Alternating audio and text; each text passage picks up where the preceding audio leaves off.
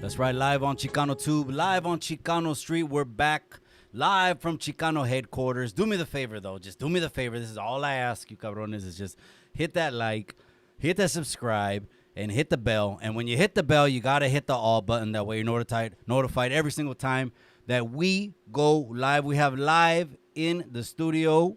I'm going to make an introduction. Norbeez, how are you? I'm great.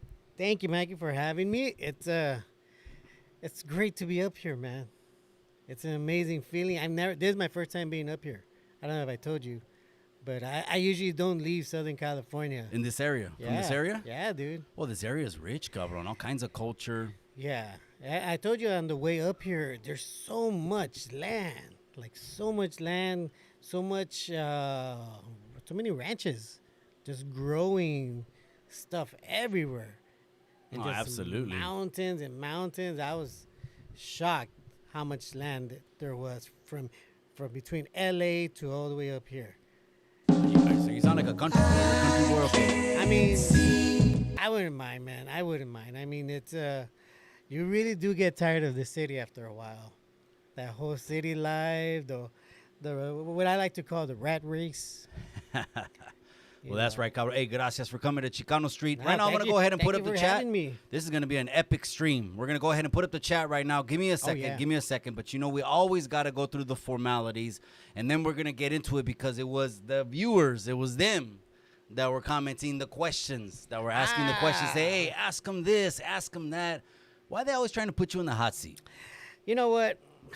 I think because, one, I'm not lying to the people. I like to give them facts. And I'm very much what I like to think somebody that challenges people that are would be considered bullies. I don't like bullies. I don't like people that talk shit about other people, especially when they're not talking to them. And I like to think a lot of people that support me and watch me also feel the same way. How fast did the podcast blow up? It blew up pretty fast. The last time I checked, I mean, you were at, where's the Run the Fade at? Oh, I think it's still small. It's like around 2,100, something like that. Saying, is that right? When you jump on there, you get that. But anyways, we're going to get into a lot of things because a lot of people wanted me to ask you about things that have happened. It's been a viral year. And we're going to talk. I want to say I started off quite a few things that are definitely making headlines because of what I've done. That's right. So go ahead and hit that like, you guys. I'm going to go ahead and get the chat up right now, and then we're going to go ahead and get into it. But now I see Grateful Dog. I see Amanda. I appreciate you, Amanda. Cutlass Supreme. That's right. Yes. I had a 79. Really? I had a 79 Cutlass. It had 16 blend batteries, 16 solenoids. It was chained up, and I won third best setup at the West Coast Clowning Tour. And never caught fire? In 2000. It would land on its hood. Really? No, serio. It would land on its hood, and when it landed on its hood, it made me not want to paint it. Yeah. Every time it was landing on its hood because it's getting body damage. Yeah, of course. And so just to get rid of it, to sell it, of course, I had to paint it, right? Because it was like a primer gray or algo así, right? I painted it. Guess what color? It made it fly off the shelf. They came and swooped the candy red? Lime green. Lime green. Lime green. I went down to Auto Villa. Shout out to Auto Villa on Abbott Street. A lime green. And I sold it. So I sold it to another car club out of the 831. It's called Immortals. Yeah. Okay, Immortals. Pretty big car club, Yeah. but they might be SenCal base. That means up here. How many coats did you put on there? I don't paint it. I don't know. You know what I mean? Most of my so the buddies always were the ones that always fix my cars. Really? Even to this day. We've known each other for, 40, 50 years or whatever. I mean, 40 years. But they still paint my cars, and they do all my body work. Really? All the buddies. Yeah, it's just... That's good to have people that you could count on that and that, customize cars like that. It's just, it's if they're out or not. Yeah. Is the only problem. Yeah, I Because saw this sometimes they don't stay out. I saw this one video on YouTube where a lot of people like to go to this one guy in TJ to get their body work done. Okay. But this guy's like, you got to wait like 8 months to get your car worked on. And people leave their cars there. Oh, yeah. They don't come back till like a year later. The last Cadillac I had, which was, it was Donna. She was a 93 Fleetwood Brougham. It took the upholstery 9 months. Wow. It was there for 9 months. He's hand-stitched them, and it was cool. It was some paisa dude, right? Yeah. And he had a Corvette, all Aguilas, the interior, and he had a truck, all Aguilas. You know Aguilas, the soccer team.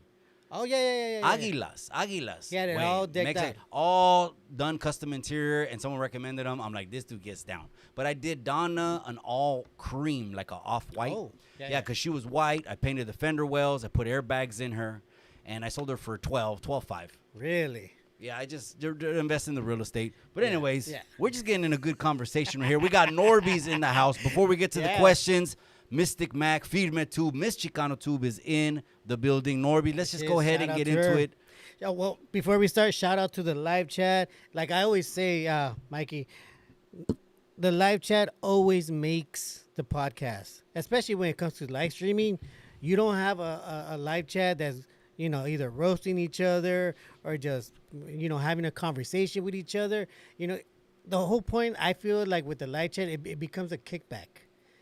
Everybody's there where we're all just either somebody's drinking something, somebody's eating dinner, somebody's hanging out with people, and we're all just hanging out here. We'll roast each other. Like, who doesn't roast each other on the kickback, That's That's right. why I love the live chat, because the live chat you could make friends and you can make enemies. Well, you know what? That's why the channel took off, cabron. You gave people a place to go in there, and even if they want to talk shit, Yeah. I got thick skin. Yeah. You Same can here. talk shit about me Same here. all day long. It don't matter. We appreciate the comment. Yeah. What yeah, do you think? Yeah, and I love that. I love people with thick skins. I don't like emotional people that get butthurt very quickly. Like, if you can always get emotionally hurt, why are you even on here? The internet's a Yeah, trip, the man. The internet's a internet's trip. been, the It- internet lately has been unbelievable. The things that you see on the internet. We were talking before we went live. Yeah. About this. There was a gentleman that went online, started making videos. Yeah. You know what I'm talking about? Almost a 50-year-old man making videos. Oh, yes. And he's talking about Yeah. someone in the Chicano genre, of course, Marvelous Inc. Yeah. And I specifically said, what have we come to now on the internet where you just go on there and start tagging a pinchy channel and start mentioning a name Yeah. Well, I mean, for views? unfortunately, that's the new blueprint to go viral. That's It's the for new views, right? That's the new blueprint that people are using. What they would do is either pull out somebody's paperwork or just talking shit about somebody. You know, that's because, one, they got nothing to talk about. Two, everybody thinks they're boring. And three, they're just very, very fucking annoying. So they got to talk about somebody else. And Exactly. it's Yeah, unfortunate because you see that in a lot of podcasters, all they do is talk shit about people that not once have ever talked shit about them. But because they want to be relevant and they want to go viral, they got to start a beef with somebody, even if they have to make it up. Which they have. Exactly. I guess what they do is they find a formula and go with it. If it works for them, I couldn't do a podcast where it's talking shit about, again, a person again and again and again, because then I got to live that shit out in real life. I'm not even going to want to show my face. Well, I mean, How most much can I get into it with people and then feel Yeah. safe in real life? walking and around? that's the part, Mikey. That's the part, because a lot of these podcasters now have targets on their back. Sorry to say, but because of you talking so much crap about other people you shouldn't be talking about, now you made yourself into a target. Like that one guy from Mexico. What's that? That one young guy, one kid that was talking shit about the cartel. Oh, El Pirata El de Pirata- Culiacán. yeah, you saw how they did him. Man. They did him with They- bullet. 16 people. Yeah, bro. 16 people went to his show in Yeah. Mexico. And they waited for the right time where they could catch this guy slipping. And a lot of And these they guys, got 'em. and now you got a lot of these podcasters that now have that same target on their backs because they want to go viral. Yeah. Because but they- again, it's okay, let me ask you this then. How much should carry over into the pinche calles? If we're on YouTube, how much does it really what goes around comes around fall on you if you just I understand you're talking shit about a podcast going in. I Yeah. understand that. But how much of this should really play in reality? Unfortunately, you know what? It shouldn't. It really shouldn't, because this is YouTube. This is YouTube. This is the metaverse. This is a virtual reality world. YouTube Landia. Yeah, it's YouTube Landia. Nothing should ever pour over to the streets. But unfortunately, a lot of these guys like to huff and puff that they're from the streets, so they gotta act it out. And once they do, I think we've unfortunately seen the consequences of guys that do that, and one or two might not even be here anymore because of that. I mean, I'm not gonna lie. It's a good blueprint to make yourself viral by talking shit about other people. I mean, I'm not gonna lie. I might have to go after Joe Rogan. Because at least I know he's not from. Oh, that's crazy. Speaking of him, his latest clip, I don't know if you've seen the one that was his latest clip that he put. He put that the secretary was tweeting under her account, but it goes to show that she was tweeting with the Joe Biden. Yeah. Has both accounts on her phone. Like it was always the president tweeting, but it wasn't the president tweeting. Joe Rogan, who I don't know how many followers does he have? Millions. He has un chingo de followers. He talked about it on his latest episode. I'm like, damn, that's embarrassing. I think her name is John Pierre or something. Yeah, Jean Pierre, Pierre, something like some that. weird French Yeah, name. she's like a negra, but like London. She's Like a London No, I or think European? she's American. Are you I think sure? she's American, but I think she's like Or a French? She's like a non-binary Oh, stop with Black- the binary stuff. black girl, peachy something. binary I don't know. stuff. It was she. That's why they gave her. From what I hear, that's one of the reasons why they gave her the job because she had all these LGBTQ things behind her, and then she was black, and then Yeah. a bunch of other things that Right. pretty much she replaced the white girl that was there before. Yeah. Even though the one that was there before was 100% lying for Biden most of the time. Okay. Now let's talk about this, cabron, because we already know that Heels Up Harris. The hell This is Kamala Harris. Ah, But I call her Heels Up Kamala. Harris. Okay, there we go. as the Okay. Indians would call her, Kamala. Exactly. Not the Indians from America, the Indians from India. I got it. Yes. Now she doesn't even identify with. There's videos of her not even identifying with the black population. Not even. She's saying that she's Indian. There's videos of her saying she's Jamaican. Yeah. I mean, what do you think of the change that happened and this whole thing happening after 45 gets his ear blown off? Yeah. I mean, his ear looks like a pit bull who got the snipped, the corner. Although snipped I off am a about little that. upset of one statement that he made, which is, I think Trump kind of messed up on this part. He said his ear is growing back. Cartilage. I'm or like, what? come on, Trump. It's crazy that Why we would just you say it's lived- growing back, man? We lived through an assassination, though. That's crazy. Man. I never thought that we'd ever come to this point where, well, I take that back. I've said it before. If Trump runs again, they're going to have to try to take him out because he would be a major threat to the Democratic Party. Major threat. I mean, he can roast the crap out of Biden. Biden wasn't old enough. He was too old. He wouldn't be able to take the roast. Kamala Harris, she just has to get on stage and people start laughing at her. Aside from that, you don't really have anybody from the Democratic side that could actually go up against Trump. You did have Bernie Sanders back in the day, but Bernie Sanders doesn't even have that fire anymore. So he's already out of the question. Aside from that, who do you have next? Newsom? Well, this might be a gente settle in for this podcast. It's gonna be This a long might be an epic one. This might be a little bit of a longer one, but we got Norbeez in the casa. There's a lot to talk about, and we're about to get into it.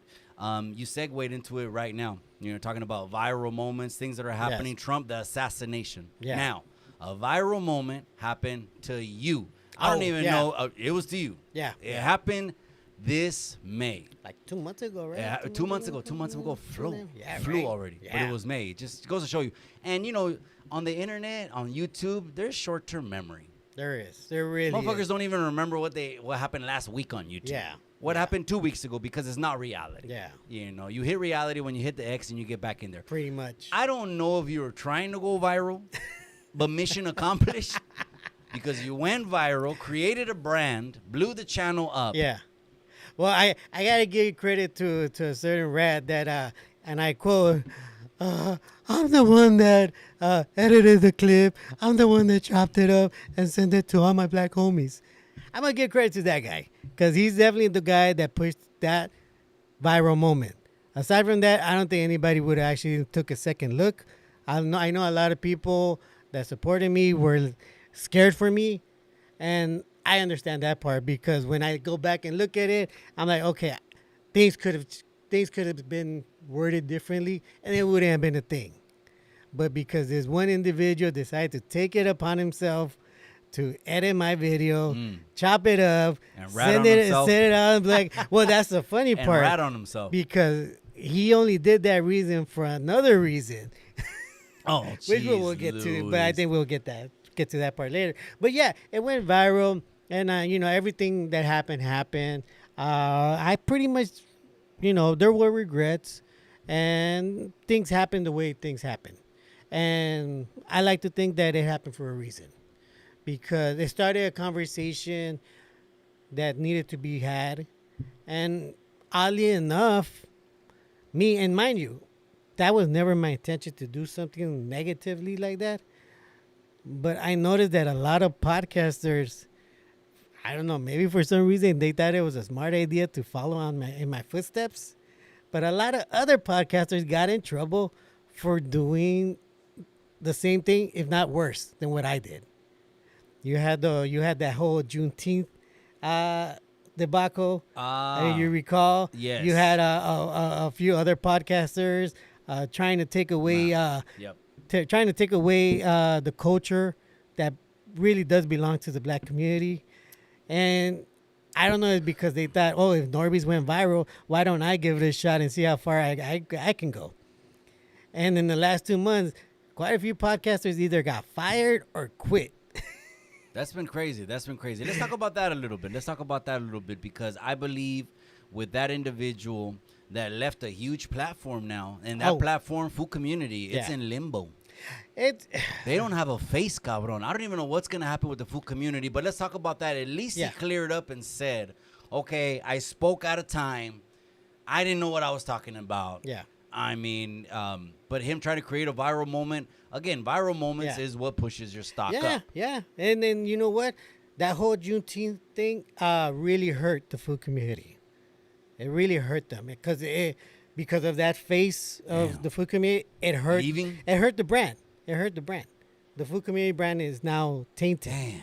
And they're in limbo. It's not only in limbo. And I reached out to Rich Juan, the owner of Food Community. Oh, okay, I'm not knowing. He didn't reply back to me, but I told him, like, you should still keep doing it because now that he left, you don't have that attached to the brand anymore. You could revitalize it with another face, and, separate yourself from that individual.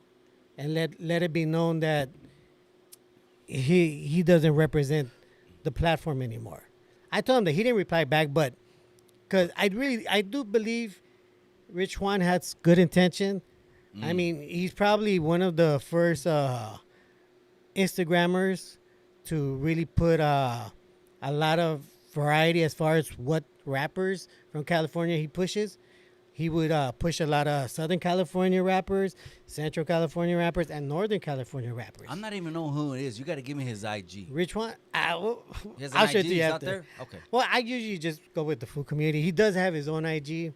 I completely forgot which one it was. All I'm saying is, me from the outside looking in. From the outside looking in, when you lose the face of something, that's a big blow. That might be something you can't come back with because if you replace it with the wrong cabrón, yeah, that too. What's going to happen then? Then you got to let someone go unexpectedly? Yeah. I mean, at this point, Rich Juan probably his only option, his best option right now is probably this rapper named Tres. He's not shy when it comes to being on the camera. He might be able to be the new face. Or maybe he makes amends with Pocho. Pocho One. The original face of Food Community. That's right. The guy that... And this is what I don't like. He kind of got his credit taken because Pocho was the one that built the Food Community podcast from the ground up. He literally designed the first set for Food Community. He did the camera work. He set up a lot. And as far as the stage, as far as the people that came in, and this is one thing I do hope that Juan does release certain interviews that for some reason didn't get released.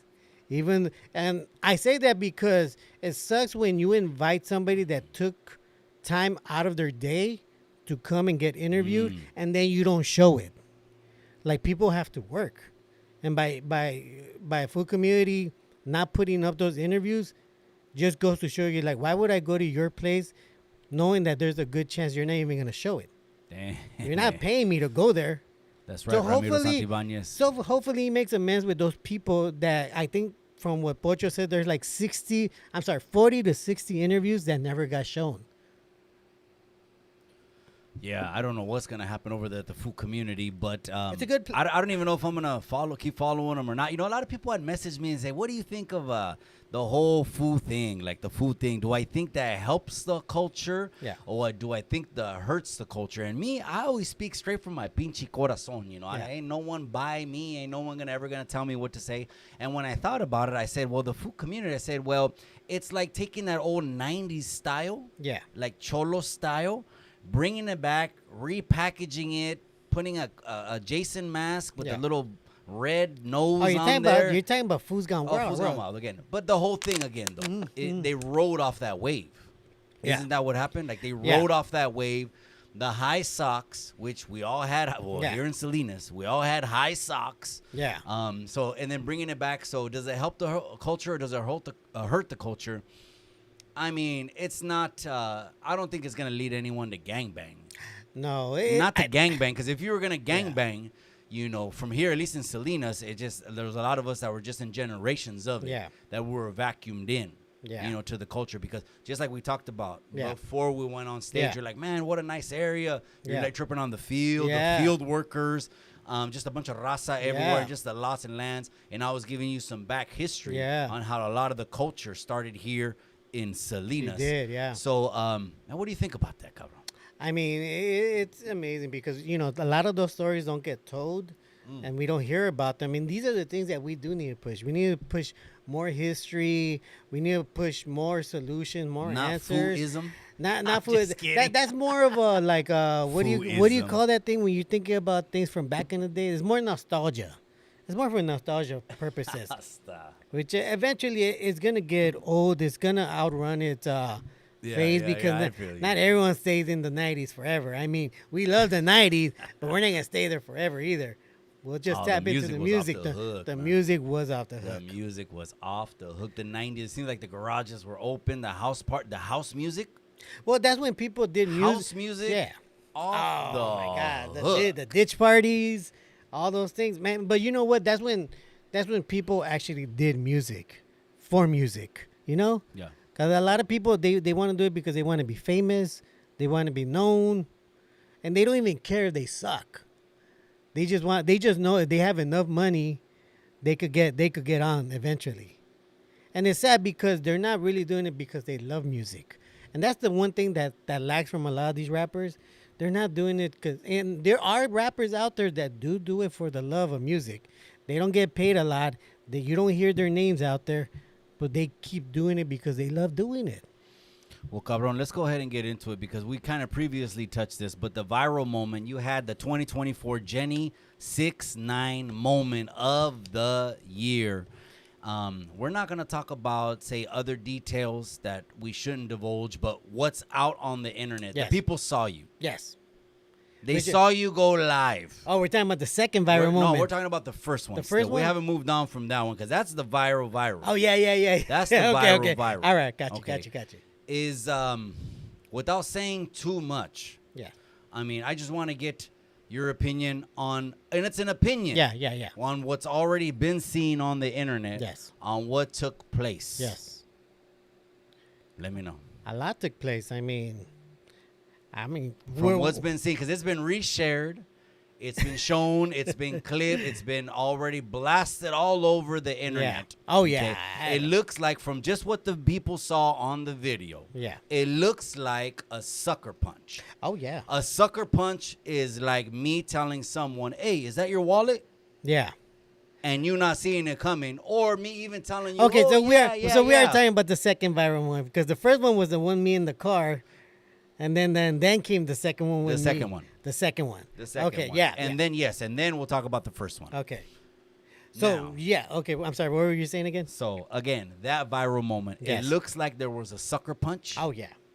There was. It looks like something that wasn't seen. And on top of that, the comments were going wild. Yeah. The internet I didn't see was them, but I'm you didn't see it, probably, yeah, right. Probably get off the radar Yeah. a little bit and just gathered Yeah. yourself and whatever, Yeah, right? yeah. And then you decided to make the comeback during the elections. I'm like, I thought this guy was going to do a video, Norbeez breaks his silence. You know what? Some kind of video like that on what I'm asking you right now, but I instead... I think I'm still gonna do something like that, Okay. but and break it down a lot more in detail. But for the most part, I don't know. It just never came through. I've been building up like the whole setup for what I'm doing right now. Okay. I mean, even the one I did for the debate, that was a different setup for me. I'm using green screen now. Some people So- had asked me, is there a possible rebranding to News with Norbeez? Because a lot of people did come on with you in the beginning. Your following got Yeah. brought on Yeah. because of that segment. Yeah. And people like hearing your opinion. Is there a possible... Because you already ran the fade. I mean, yeah, and you know what? Run the Fade, that's still gonna stay there. I'm still gonna do Run the Fade, and I'm gonna do News with Norbeez. That's the idea right there. Same That's the channel. plan. Same channel. Okay. Yeah. But the name of the rebrand, to rebrand the channel because people yeah. first know you Yes. from news. So yeah, I'm glad And you. second, I'm know glad you you asked that because chingazos. the channel is definitely going to be changed to a different name. So watch out for that change. It's going to happen. Exclusive. You just heard it right there. So news with Norbeez because more people know you from news with Norbeez. It's not going to be cabrón. news with Norbeez either. That's going to just be Oh. another segment towards the channel. Ah. So it's going to be another name that you'll see when Something's you see cooking. it. Something's Something's cooking. definitely cooking. Okay. But as far as that, yes, there was definitely a sucker punch. When it happened, And we're talking just strictly what was seen because obviously there's strictly the whole people video saw, is out on the internet. exactly The when whole it, video's I out. think I want to say when it cut off, I was trying to tell people, you see, he will talk, he will talk, and as soon as I did that, that's when the sucker punch Now, came. someone asked me, why did it cut? Well, obviously, if a phone hits the floor or if Yeah. a phone feels disturbance, Yeah. a shock or whatever, it's going to cause a lapse. Well, here's the thing. From what I heard, YouTube has this like automatic thing where if it picks up on anything that might be slightly violent, they will automatically cut it off. Because I seen videos out there that the one that's on my page, some of those things aren't in there. So at a certain point, YouTube does cut it off. The whole video's on your page? The whole video is on my page. I'm not gonna take it off. I mean, it's a lesson for everyone to learn. But Why? Because we give them the truth. Yeah, What is there exactly. to hide? Exactly. There's complete we're not like these cabrones that are going to, let's hide the live. yeah, Let's put it in the members only for the live. Then why did you do the pinchy live? Exactly. When the people, if you're coming on the internet, you're volunteering, you know what you're getting into, everything's getting recorded. Yep. What you did Yep. in that second viral, I know Yeah. you corrected me, not the first one. Now Yeah. we'll talk about the first one. Yeah. That they try to crucify you Yeah. and put you on Yeah. a cross. Yeah, yeah. And do whatever. We'll Oh, yeah. get to that. Oh, yeah. That definitely did happen. What they saw, so it's still up there. Oh yeah, it's still up there. It's doing numbers. I'm not getting monetized anymore for that video anymore, unfortunately. But it's still there. But yeah, it was a trip because tell me why I was more concerned of getting the footage than somebody sucker punching me. Jeez. Keep on punching me. So I had the phone up for a good minute. A good minute until he knocked it off my hand. I think then what I think is the original video, which Yeah. is yours. You went live. Yeah. You did that.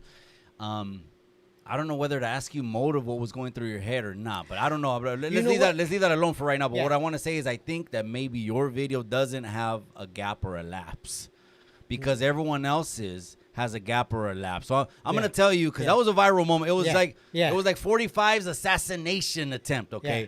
I'm outside. I'm getting something from the car. Yeah. My wife, the beautiful, smoking, sexy, hot executive producer, was in the other room. She tells me, you got to turn on the internet. Norbeez is live. Okay, she tells me through the Yeah. living room. Yeah. Through the living room. And I'm getting something from the trunk of the car. I'm like, Yeah. yeah, you know how it is. Yeah, Husband yeah, and wife yeah. stuff. Yeah. Okay, woman. Whatever I told her. Then she's like, no. You got to see this because... Did you think that it's anything out of the ordinary, uncommon what you were doing, or Yeah. was it just another video? You know what? For me, I think a lot of people that have seen me, know me, they know I'm very, I want to say the word sporadic. Sporadic. I don't do things that are regular. I don't, Gracias, Enrique I don't Ledesma, do for the normal super chat. things. God bless you, brother. When I did that, and I'll be completely 100% on that one, I knew this guy was already live. And I knew his whole segment was talking shit about me, and not only about the first viral moment, because he wanted to use that to clear his own issues with that community. So he wanted to use me as a scapegoat. So I said, you know what? And that day I had a very good positive conversation with another podcaster on his live from the first viral video, right? So I felt pretty confident, pretty happy that, fuck it. I don't want this to turn into some ugly thing, because I could already see what it could become. And it wasn't going to be something about me and this guy. It was going to be a community against a community, which would be a lot worse. And unfortunately, we saw that eventually did happen, not because of me, but because of other people, other podcasters. So I knew this individual was going to do that. So I said, you know what? This guy says supposedly, we're brown men that talk on real issues. We talk like real men, right? Real men. Right. What I didn't know is and then again, this is my fault. I should have saw that this individual right here, he's not a man. He's like a psycho emotional female. No offense to females, but he's very emotional. There's nothing manly about him. This guy only acts on emotions. So when he did what he did, it was because he was emotional. When he swang like a girl, it was because he was emotional. And I honestly did go there to just talk. Because why would I have to fear somebody when I'm just going to talk, right? Like talk. You're a real man. I could talk to you, right? Yeah. Another man could come to you and say, you know what, Mikey? Let's have a few words. Are you going to automatically suddenly start attacking the guy? Right. No, right? You're not, right? I guess someone had asked me that one time. What would happen if they knocked on your studio? Well, I mean, what do you want me to say? I mean, I guess I'm having a conversation with the guy. Someone knocks on my studio. Well, first of all, I have the choice not to answer. Yeah, exactly. I mean, if I didn't want to talk to anyone, and then when I answer that, that's basically showing I'm opening myself up to a dialogue or to a conversation. And where I take it, ultimately, I guess it's in my own destiny. It's in my own control. Exactly. Now, but a lot of people see the internet. Yes. And they start putting a lot of street shit, yeah. mixing a lot of street shit. Well, you know the policies. What policies are you talking about? This is YouTube. What policies are you talking about? Because again, mixing those two things, it still boggles my mind that I get on the internet and I see these almost 50-year-old tough guys, misleading the youth. Yeah. Because if they just pay attention to what these guys are saying, they're glorifying a certain thing. These motherfuckers are getting shot, coming back on the internet, talking about their neighborhoods, or talking about I'm good, I'm solid, I'm righteous, I'm strong, and I'm this and that. And someone who was 20 years, I wasted 20 years of my life in that. Yep. I'm not going to talk about it on the internet. I'm not going to talk about the levels, the rules, or nothing on the internet. We got a members only. It could stay in the members only. That blows my mind. Yeah. So I could see that you would have had a conversation with them, and that might have been a different outcome. Yeah. But I can also see when someone just has a short fuse. Yeah. And I don't want to say short fuse, off. Mike. I want to say just emotional, because I've only ever seen girls act out the way this guy acted out. Swinging like this and ripping off clothes, other people's clothes. I mean, I've never met a real man that fights like that. Hulk Hogan? Yeah. Did a Hulk Hogan. I mean, if you want to see, go back and watch my video. You'll see how much my shirt got torn up. Like, I've only known females to tear up another dude's shirt. Or a very, very fragile guy. That doesn't make any sense. It sounds like Hulkamania is going on. I've been to quite a few fights in my day, and I've never ever had the need to rip off another dude's shirt. I thought that was pretty funny. There was a whole thing that happened, and I thought it was just odd. Months have passed. He's still commenting about it. He's still talking about it because he still brought it up on just the most recent podcast when this individual, he's getting into politics, but I put a clip out there, and it was just for transparency reasons that if I got fired from politics in my city, the last thing I would do is talk about politics. But you know what's sad? You know what's really sad, Mikey? Is that the people that had him on there know that this dude got fired. They know this guy broke his promise, his commitment to his community, because you gotta swear in. You gotta swear in that you're gonna be there, you're gonna do your work, and you're gonna serve the community. This guy did not. And you hear these guys talk to him in a very respectful, almost idolizing the guy, because you know what? This guy is really bringing us real wisdom and knowledge. The motherfucker got fired from the fucking seat that he had because he didn't want to show up. How is anybody gonna take any of these people serious when you have somebody like that in there? That doesn't even make sense. The guy that got fired for not showing up, all of a sudden, is the political guy. That's the guy we're going to listen to. That's the guy we're going to believe. That's the guy that knows exactly what he's talking about, even though he got fired. Now, a lot of people, there's rumors going around. I don't even know if you can answer this or not. I plead the Fifth Amendment is always something that Americans can say. Yes, sir. So feel free to say when I ask you this, Mikey, I plead the Fifth Amendment. And it is what it is, and we keep moving on, right? I plead the Fifth. There's rumors going... He's already doing it. There's rumors circulating around the internet that there's criminal charges against him because when someone is a victim of a crime, obviously there's fiduciary duties from doctors, first responders to report this thing over to the criminal courts. Because, I mean, I guess people would love to just travel across the country and just and do harm to people and think nothing's going to happen. Exactly. But I don't know if there's anything you can say on that. But if you plead the Fifth, we move on. The most thing I could say is that I don't have to do anything. This guy literally, and I saw it with my own eyes, this guy literally ratted himself out in 2 other podcasts. I don't have to do shit. Now, if anything does happen to him, well, at least we know who the guilty one is. Chingado. Enough said.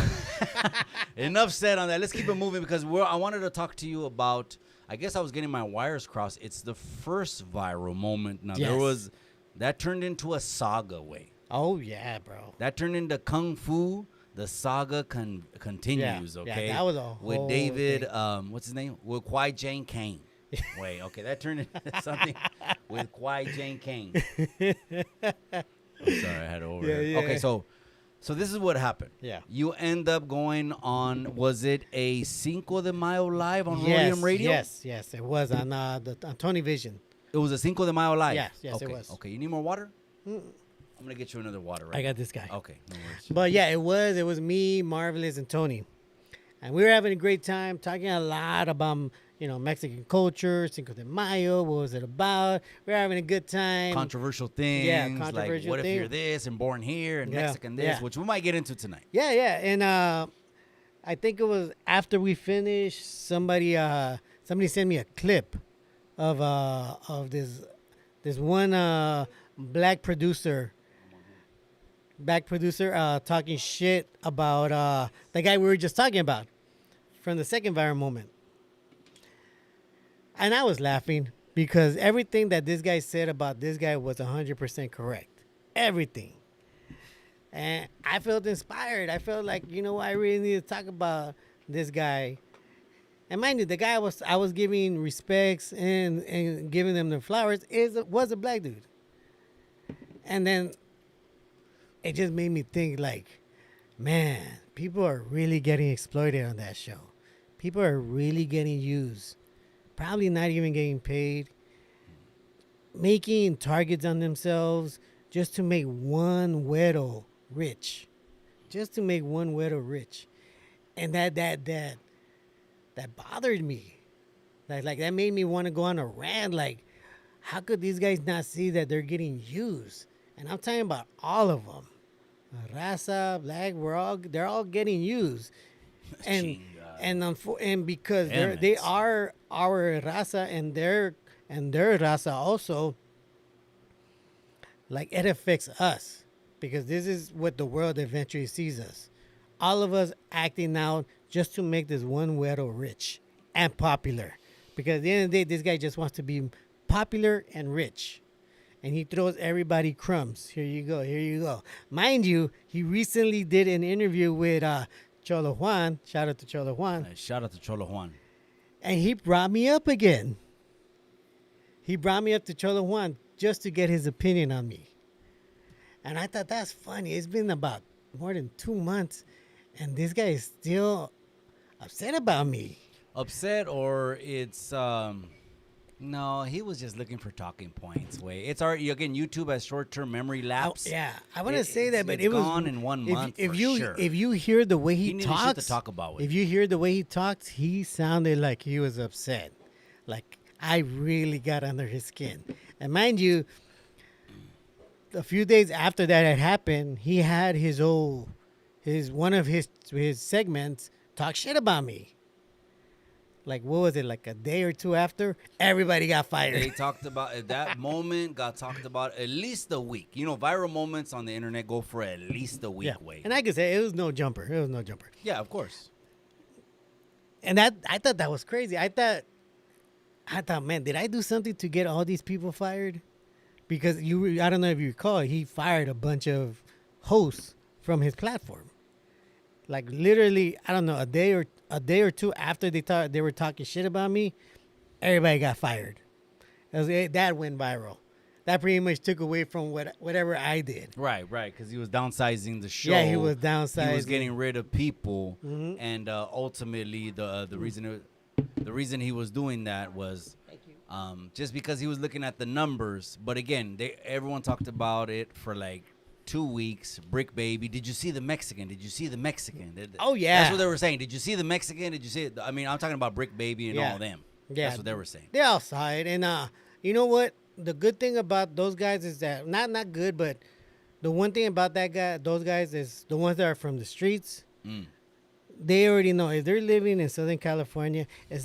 Even though I'm not, what you would say, I'm not affiliated.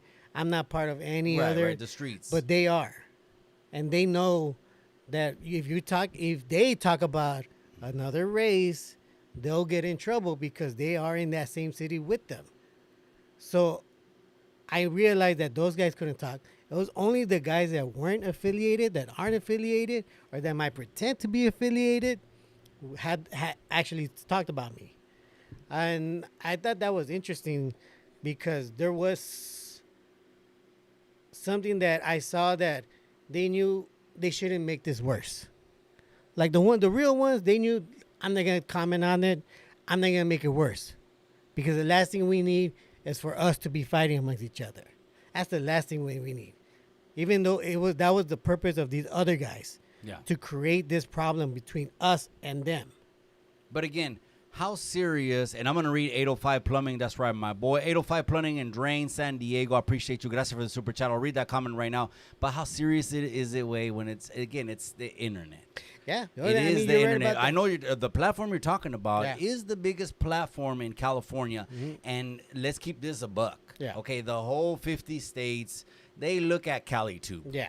I call it CaliTube. I think we're like the headquarters. California podcasting is like the headquarters of the pinchy internet when people look at it as like the standard. Yeah, and you know what? The thing is not just the internet. It's been like that since like the 80s, the 70s. California has always been the trendsetter.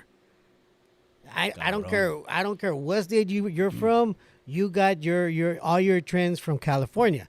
They all came from here. In one way or another. They might evolve, but it all started here. All the gangs in the country did not get as bad until the gangs out here got really bad. Man. Then everybody started emulating it. Everything, the culture, weed, technology. There's gangs in other states that base themselves out of California and have never visited California. Yet they're, but not because only, someone moved out of California and took the set over there, they got a whole neighborhood over there. I got to read this comment, and it's really a question to you. 805 Plumbing says, do you deny or accept the fact that what the outcome was for the second viral moment happened to you? Oh, no, I got whooped. I got whooped. Did you see me politically correctly ask that question? Because I could have asked it, but I was just like I said, I got whooped. I had no intention of fighting. I would tell you this much, though. I would tell you all this much. The second this guy realized that he couldn't overpower me anymore, he got his ass up quickly. Well, he made sure to push me down one time before he got himself back up and then ran back into his studio and locked the door. I'll tell you guys that much. And that's the one thing I am shocked. again, Who the- 805 below me. who We appreciate the fuck runs super away chat. from the fight? Here Who we the go, fuck? cabrón. And the funny part is, and I'll tell you this, Mikey. Dime. I've never seen. That was my first time I've ever seen fear in somebody's eyes. I don't know if you've ever seen that, when the guy looks at you with fear, knowing that you're about to fucking hurt him. That was the first time in my life I've ever seen that. I mean, I think what a lot of the viewers could realize is after that happened, his head was probably like, oh, I fucked up. No, serio. Yeah. You can't just go around Yeah. doing what you want. This is not martial law. But again, I guess what 805 was saying is that, was there even a thought that crossed your mind that was a possibility? Oh, yeah. Or, you did? Yeah, there's a Because if not, possibility. then it was just like, I'm doing a live, fuck this guy Yeah. because he's fucking with my program, or fuck Yeah. with his or something like that. And maybe you were totally oblivious because it was just internet shit. My intention was to try to build a bridge, because I could see the writing on the walls. I could see what's gonna happen. It's not gonna be about me and him anymore. It's gonna be about blacks and browns talking shit about each other. And I needed to go and make an attempt to stop that from happening. Clearly, I failed at it, and clearly it ended up happening anyways. You've seen all these other viral moments, all these podcasters. You know, you have black podcasters now talking shit about brown podcasters. You have black rappers talking shit about brown rappers, and vice versa. You're in the same way. What these guys ended up doing was create more tension and more division, because they wanted to not because they wanted to make themselves go viral, but because they wanted to take me down. At the end of the day, the intent of all this, of the first viral moment, was to take me down. Okay, that's a good segue. That's a good segue, cabron, because now we're going to talk about edited clips. Yes. Edited clips, Yeah. okay? And these edited clips, they're still circulating. They're still on the internet. Yeah. You know they are, right? They're up Oh, on yeah. pages. They're up on IG. Oh, They're yeah. on the internet.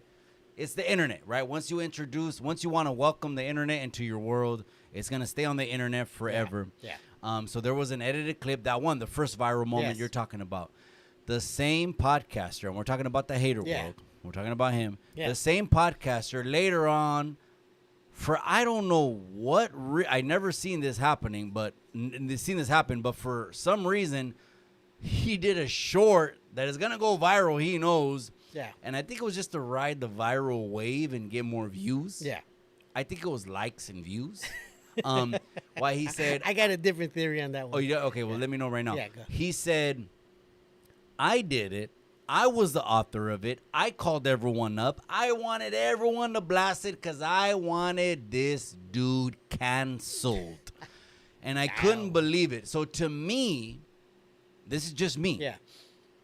When I heard that, I was like, this is viral vindication. It was. This was someone saying they set me up, they put a bear trap, and then they said that they set me up and they did a bear trap for just more views and more likes. Yeah. I want to say this individual got upset because, and you know what, I'm just going to call him Chola. Because Chola got a lot of love from the No Jumper crew. Got a lot of love because of what he did to me. They were getting the credit. They were getting him the flowers. He was about to go viral himself. Because of the misinterpretation of the word. Yes. Right, okay. But the out of context taking of the word. But because this guy was getting so much attention and so much credit, the other individual was getting upset. That why am I not getting my flowers? Why am I not getting the credit? Let me go out there and tell the world that it was me that did it. And hey, I'm just glad he did. Okay. Now that makes sense. Because I knew it. I couldn't say it, and I didn't have no proof to actually prove that. But Damn. because That made and sense, I tell cabrón. people, this is how narcissist people work. They They love to play the victim. They love to say they're attacking us. They're coming for us. We need to stand together. You know, these are how these narcissist podcasters work. They don't care what happens when they do something. They just care that they're the ones that are the center of attention, even if it means making them the bad guy. Chinga. I'm like, Life's a hey, risk, whatever. huh? I'm just glad he did it. You know. So, anyways, that's crazy. It You're was, right. dude. So someone's trying to take the credit for a viral moment. And you know, it's funny. They try to turn it around. Well, he mentioned Browns. Well, brown people should be upset too. we don't get upset over things like that. No, We don't get upset over Not things as a like that. raza. But they try to push that narrative. No, hey, well, he's calling us brown people like that too. And like, you know, it's funny they didn't say that before. And you know what? Here on Chicano Street, right here on Chicano Tube, you know what I mean? We're making our own table. You Yes, know, where yes. cabrones like him and his podcast Yeah. ain't going to sway the raza, move the raza, get a reaction out of the raza, not at all, because our table is getting bigger and our table is getting stronger. And of course, we're talking about Chicanos, Yes. right? We're talking about us right here. That's right. Enrique Ledesma, appreciate you, cabron. That's right, my boy. Gracias for the super chat. Enrique Ledesma's just been another day one in Oh yeah, I Norbeez. know, Rica. But to keep it real with you, Yeah, Norbeez, yeah. I've said this before, that if someone like that cabron, which a lot of people call a culture vulture, Yeah. they call him a culture vulture. You know what's worser Yeah. than him when they call him the number one culture vulture? I'll tell you what's worser, and to the raza, is at least they call him one of the biggest culture vultures, and Vlad too, right? I guess Yeah. they call Vlad Oh, a culture yeah. vulture. Yeah. Okay, at least that dude Adam and at least Vlad are not trying to act like raza when they're not. I think that's even worser. Yeah. Because now people are trying to act like they're raza, and they got names like David Vaughn and Franklin Scott Holiday, Yeah. Leonard Vidari. You know, these individuals who come on the internet and be like, I'm for the people, for the people, for the people. I think that's more of a misguiding. Yeah. I think what we're doing now is creating our own table. Yeah. You know what I mean? Our Yeah. own seat at the table. And we're not looking at gang shit. No. We're not looking at street shit. Nope. What we're looking for is what can really help the people, elevate the people. Yeah. You know what I mean? And give us a voice, because we Yeah. can really run shit. Yeah, and this is why I love, platforms like this, because we have the opportunity, we have the technology, we got the voices to make something happen. We don't need mainstream media to put us on. We put ourselves on, and Raza just knows how to put themselves on when they need to. We've been right. working hard all our lives. We know how to get shit done. And now with these platforms, with people that know how to run these things, we're getting shit done. Unfortunately, there are the ones that want to cheat their way up there by creating chaos, by creating division, by keeping other people down or making them look bad, even though they never did one goddamn thing to them. But because, and these are the real crabs. These are the real crabs of the bucket. And that's the thing. I do want to say this one thing, because this is one thing that I hear a lot of people say. There's no unity within us. There is no unity. And I got to say, no, there is unity, because I personally, with my own eyes, witnessed it because of my situation. I've never seen so many people behind me, support me, back me. And I got to say, Mike, that was unity. We have unity. We just choose where to unite. And I want to say thank you to everybody that supported me, that helped me out. You guys are the ones that why I'm still here, why I can still talk, because you guys are the strength. I'm not the strength. You guys are the strength. You guys empowered me. You guys gave me support. You guys uplifted me. And I want to say that's unity. There is unity, but we choose what we back up. We choose it. Yeah. Absolutely. Yeah.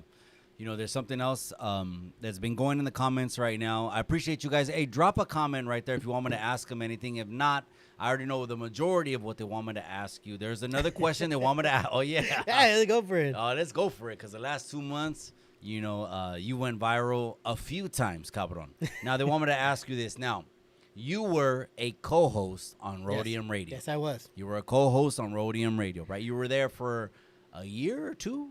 I want to say about almost 2 years. Yeah, almost 2 years. Time flew by. Yeah, time flew by. So shout out to man. Tony A. Shout out to Definitely shout out Rodium Tony Radio. A. If you didn't know, that's the biggest. Correct me if I'm wrong, but isn't that the biggest Chicano platform on YouTube? As far as music, They're asking if he's gonna vote for Trump or Kamala. Okay, well, we'll go though after A this one. political question. Okay, the Okay. executive producer on political question, but we're gonna. Okay, we'll answer that. Rodium Radio. Go ahead. So yeah, where was I gonna go with that? Were you there a year or two? I want to say about 2 Okay, years. so on, that was your introduction to the Yeah. internet, and they wanted me to ask you this because it was the first viral moment yes, that this happened. That there was subsequent actions, motions that happened after it, and one of them was you were on Rodium Radio. yes, And both of you guys did a live that wasn't the typical live. When I saw Yeah. the thumbnail, I was like, wait a second. Yeah. This doesn't look like it's going to be and they say like the... clarification. yes, it says something like that. And Yeah. this was on a Friday Yeah. night, right? Friday? Ow. It was it was Yeah. a weeknight. Okay. And we saw what took place there. Yeah. Now, the people wanted me to ask you, in your opinion, I don't even know if, again, you Yeah. plead the Fifth Amendment, that's fine. Yeah. We can move on. We don't have to answer it. The people wanted to know this. Do you believe that Tony A was right in parting ways with you post the first viral moment? Or maybe there should have been more time, maybe investigation, research? Or what are your whole thoughts as far as what took place? I know you had a grown man conversation with them. I'm Yes, sure of that yes, we because did. by the time you guys Yes. went live, Yeah. it seemed like you guys were on the same page. Yeah, yeah, That's what it looked yeah. And then when we talked about it, I was actually on board with it because the point of Run the Fade was to protect the channel. A lot of people want to say that I did it to protect Tony or protect Marvelous. And I've always said this on the show, on Run the Fade. I'm doing this because a lot of very special people sat on that chair across from Tony. A lot of good people, a lot of talented artists, a lot of raza sat across from him. I'm doing that for them because every time these guys shitted on the show, they shitted on these people. These people that are trying to make a career, these people that are our raza, they're nobodies at that moment, but they will eventually become somebody. But when you have platforms that only shit on that show and make the people that have came through there, look bad also, I gotta say something because Tony, for the most part, Tony talks about music. He keeps his music. He keeps it all about the music, and I love that, and that's the reason why I love Tony Vision because that's what it is. It puts nobodies in the limelight so we can see who they are. I learned so many new artists because of that show, and I came to appreciate them, and a lot of them ended up becoming other people. They ended up doing shows, more shows. They ended up doing more things. They started growing. Now, let me say this real quick Yeah. because what you just mentioned about Tony, I spoken with Tony. Obviously, we have a relationship. We speak over the Yeah. phone. And I know, like we were saying, people bad-mouthing and all that. Yeah. Tony's from that old school generation. Yeah. He doesn't give a shit. Yeah. He Yeah, doesn't that's the give a part. fuck what you think. He doesn't give a fuck what is going through your mind. I just know Tony, you know what I Yeah, mean, over yeah. the phone. I haven't met him in person, but the way we speak about we're from that cloth, that we're new to all this internet talking shit. Yeah. Where people are talking about it on the internet for shorts, Yeah. reels, and clicks Yeah. and shit like this. But it was just a real popular question. People wanted me to ask you, Yeah. do you post the decision that was made, think that was a decision that it could have been held off being made? Because obviously it's come to pass now Yeah. with all the videos and Oh, yeah. there's vindication Not only that you were set up. Yeah, and not only that, but there were a lot of people that made me look a lot not bad like they did. They made themselves look a lot worse than what I did to myself. But I told Tony that I felt like I failed the people I was trying to protect, which was the guests. I failed them. I did what these guys were trying to do to them, and I didn't feel right being in there anymore, knowing that I failed them. Because I really do love all those artists that came through. I mean, look at them. You got the Yodis. Look how big. They've been getting interviewed by Tony, I don't know, for the last 3 years. Oh, yeah. I mean, you had so many art. You had Hazard. You had so many artists that I could name, but I'm not because it's a big-ass long list, that these podcasters that were shitting on Tony Vision, on Rodium Radio, are now having these people. That's the funny part, that they shitted on Tony's channel so much, all of a sudden they have the same guests that he had. All of a sudden, they have the same roster. I'm Hello. like, but the thing what I'm upset about those people that go to these people's show, they're like, how do you not do your, as an artist, or a manager, how do you not do the research and realize that these people were talking shit about the show and your artist or yourself? So why would you go on a show that was shitting on you? That's what I would tell to those artists. Why would you show up to a place that was literally shitty on the show that you were on? I don't know about you, Maggie. Let me ask you this then, just to kind of wrap this up. Yeah. Do you think the right decision was made, or do you? Let me ask you that first, because another question popped in my mind. The right decision was made. Yes. And then here's the other question then that pops into my mind: if you were offered a return, would you return? I mean, of course, there's no animosity. I got a lot of love for Tony. We still talk to each other. we didn't just stop As becoming opposed to friends. what the internet believes, that there's some kind of split, that you got fired. They say the word fired when I say the word a mutual agreement. No, we just decided to go our separate ways, which is cool because he gave me News with Norbeez so I could, branch out also. Because eventually, the little birdie has to leave the nest too, right? So I took it as maybe this is the moment when I leave the nest. A very great nest, by the way. No, shout out to Rodium Radio. Definitely, Exactly. definitely. Yes, that's what he is.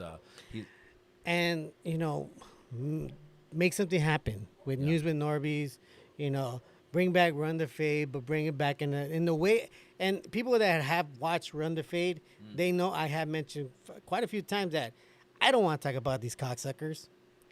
I want to talk about people that really make changes in our community, as far as politicians, as far as government workers, as far as anybody that actually affects us in the community. Not a bunch of fucking shit talkers that because they have no talent and they bore people, they got to talk shit about other people. You know? Stop already. Man, hit that like. Hit that pinche subscribe. The comment section is going wild. I got Brenda Love in the casa. I appreciate you. She says, si se puede.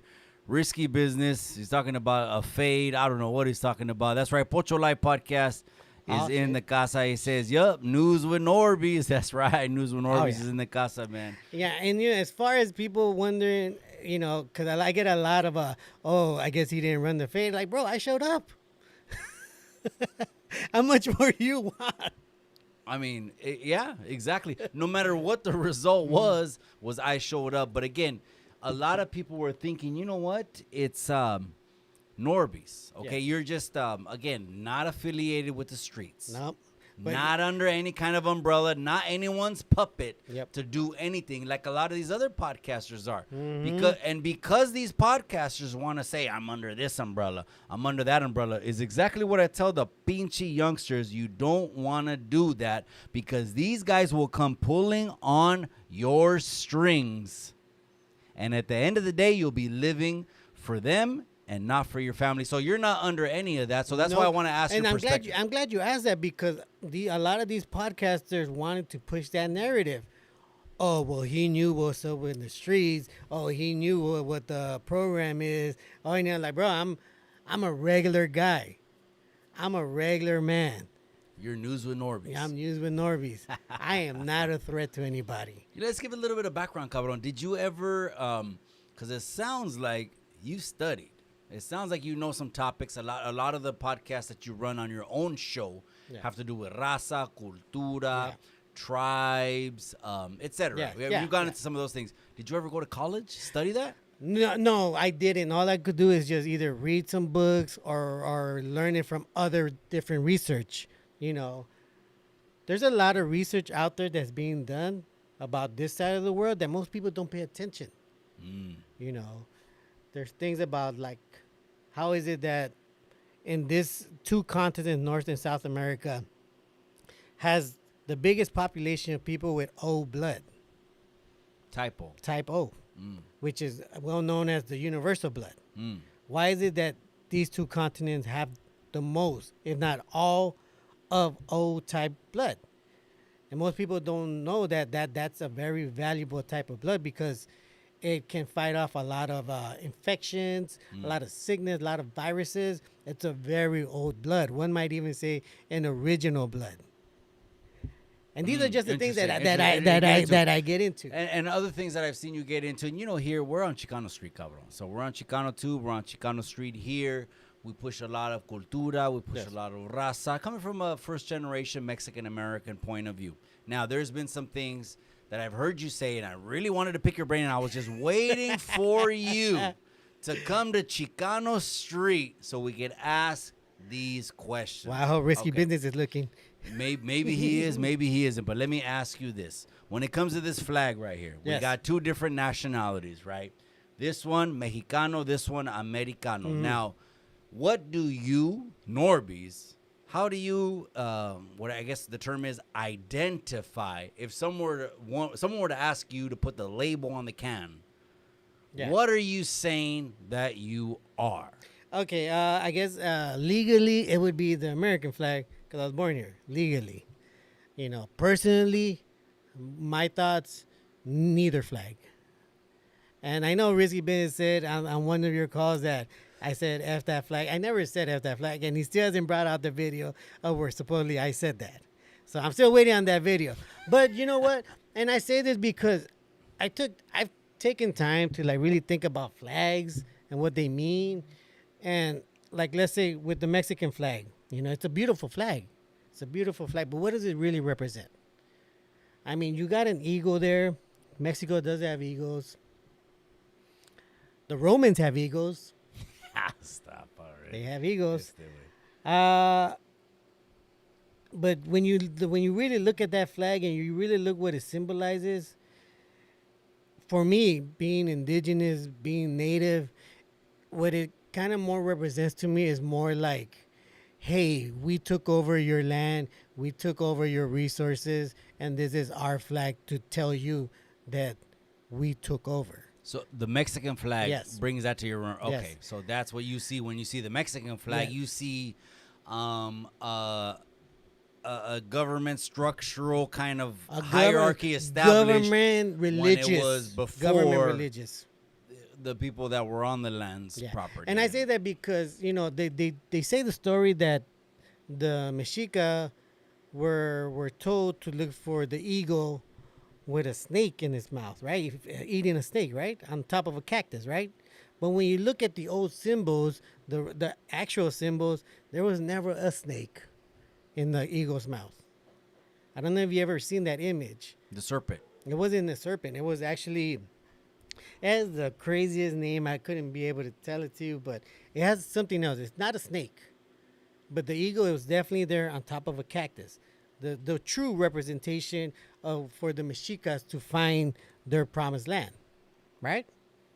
So when I see that changed up, you question that, and I question it because if it's even valid, I don't see a snake. I see Quetzalcoatl. I don't know if you're familiar with Quetzalcoatl. Boom. Now I'm not talking about the dragon, the serpent. Go ahead. And when I see that ego, which for me more represents a Roman ego, because if you look up a Roman ego, exactly the same thing, exactly the same thing. And you see the snake, you see a serpent, knowing that originally there was no serpent, but for Mexica culture, religion, they believed in that serpent, Quetzalcoatl. And if you put some feathers at the end of that serpent's head, you're going to see a symbol that represents that we destroyed your beliefs, your culture. Not only that, but we're going to put the Catholic symbol right behind it. Because as we all know, the white represents Catholicism, right? I don't know if you're familiar with that. You're going too deep now. Are you Now familiar you're with going that? too deep. What the colors represent. There's symbolism in the flag, is what you're saying. Yes, there's the Mexico symbolism flag. in the flag. So you see a country that was established, but again, more of a structural, governmental, religious. religious. Because we all know the ones that run the Catholic Church are the Romans. And you could see that there are, like for instance, that arch at the bottom, that's exactly the same arch that the Romans use for their symbols. You see that little arch in the bottom? That's what they use wreath. also. That's they the use wreath. it, and they use it for their crowns also. That represents their crown. So when I see that flag, it mostly tells me the Romans took over. Well, let me ask we you this killed your god, Oh, stop, and bro. we put our gods in place because the white does technically represent Catholicism. That was the purpose for putting white behind it. Let me ask you this: do you think, looking at now, let's talk about the U.S. flag Yes. over here. Do you think that the U.S. Owes reparation to Mexico, or should return the? I've heard this commonly said a lot, and when I heard this, I was like, they returned the land, but they got the land as a result of a battle that was lost between Mexico and America. Yeah. That was like a 2-year war that they lost it. So why should they get their land back? I'm trying to understand that whole ideology perspective. Why do people say this is not the U.S.'s land when they fought for it and won it? And you know what? When I look at that in history, and I mean, the only reason why that war even happened was because the Americans that migrated to Texas when there was Mexico wanted to keep slavery. Because as we all know, slavery was illegal in Mexico at that time. So when the Mexican government found out that these Americans that migrated to Texas started bringing in slaves, they told them it's a no-no. So when that happened, obviously Americans don't give a fuck. The white didn't give a fuck. This is ours now. You fucked up. Why'd you give us farmland? So what happened is that when the Mexicans came, the military came, said, nope, you can't have slaves. Get the fuck out of here. Took them out of their land. What they did is run back to the U.S. Told the government, hey, the Mexican government just attacked us. Took our land, robbed us of what was out. Stirred the pot. Stir the pot to invade. So at that take time, over. So at that time, the United States government said, okay, well, fuck, let's go get your land back.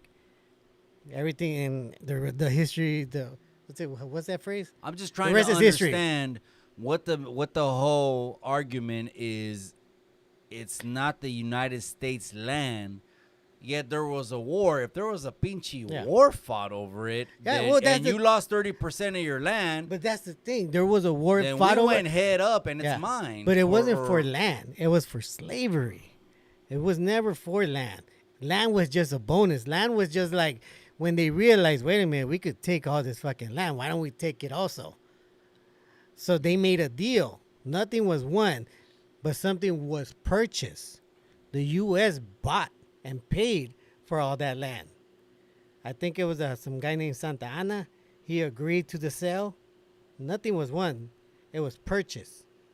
They didn't take from Mexico. They bought it. At the end of it all, the U.S. bought that land. So they it's paid not for it. It's not the Mexicans wanting the land back. Then that whole dicho, is that natives? I mean, that want the technically, land back technically it is, and technically, but I tell, and this is my opinion. before there was titles, grants, and Yeah, deeds. because there was no land, there was no. So There that's was none what of people that. are mean. Is they're not saying Mexicans give it back to Mexico. They're saying give it back to natives. No. They're saying give it back to Mexico. They're saying give it back to Mexico. But I'll be honest with you. I truly do believe it's a waste of time to get reparations.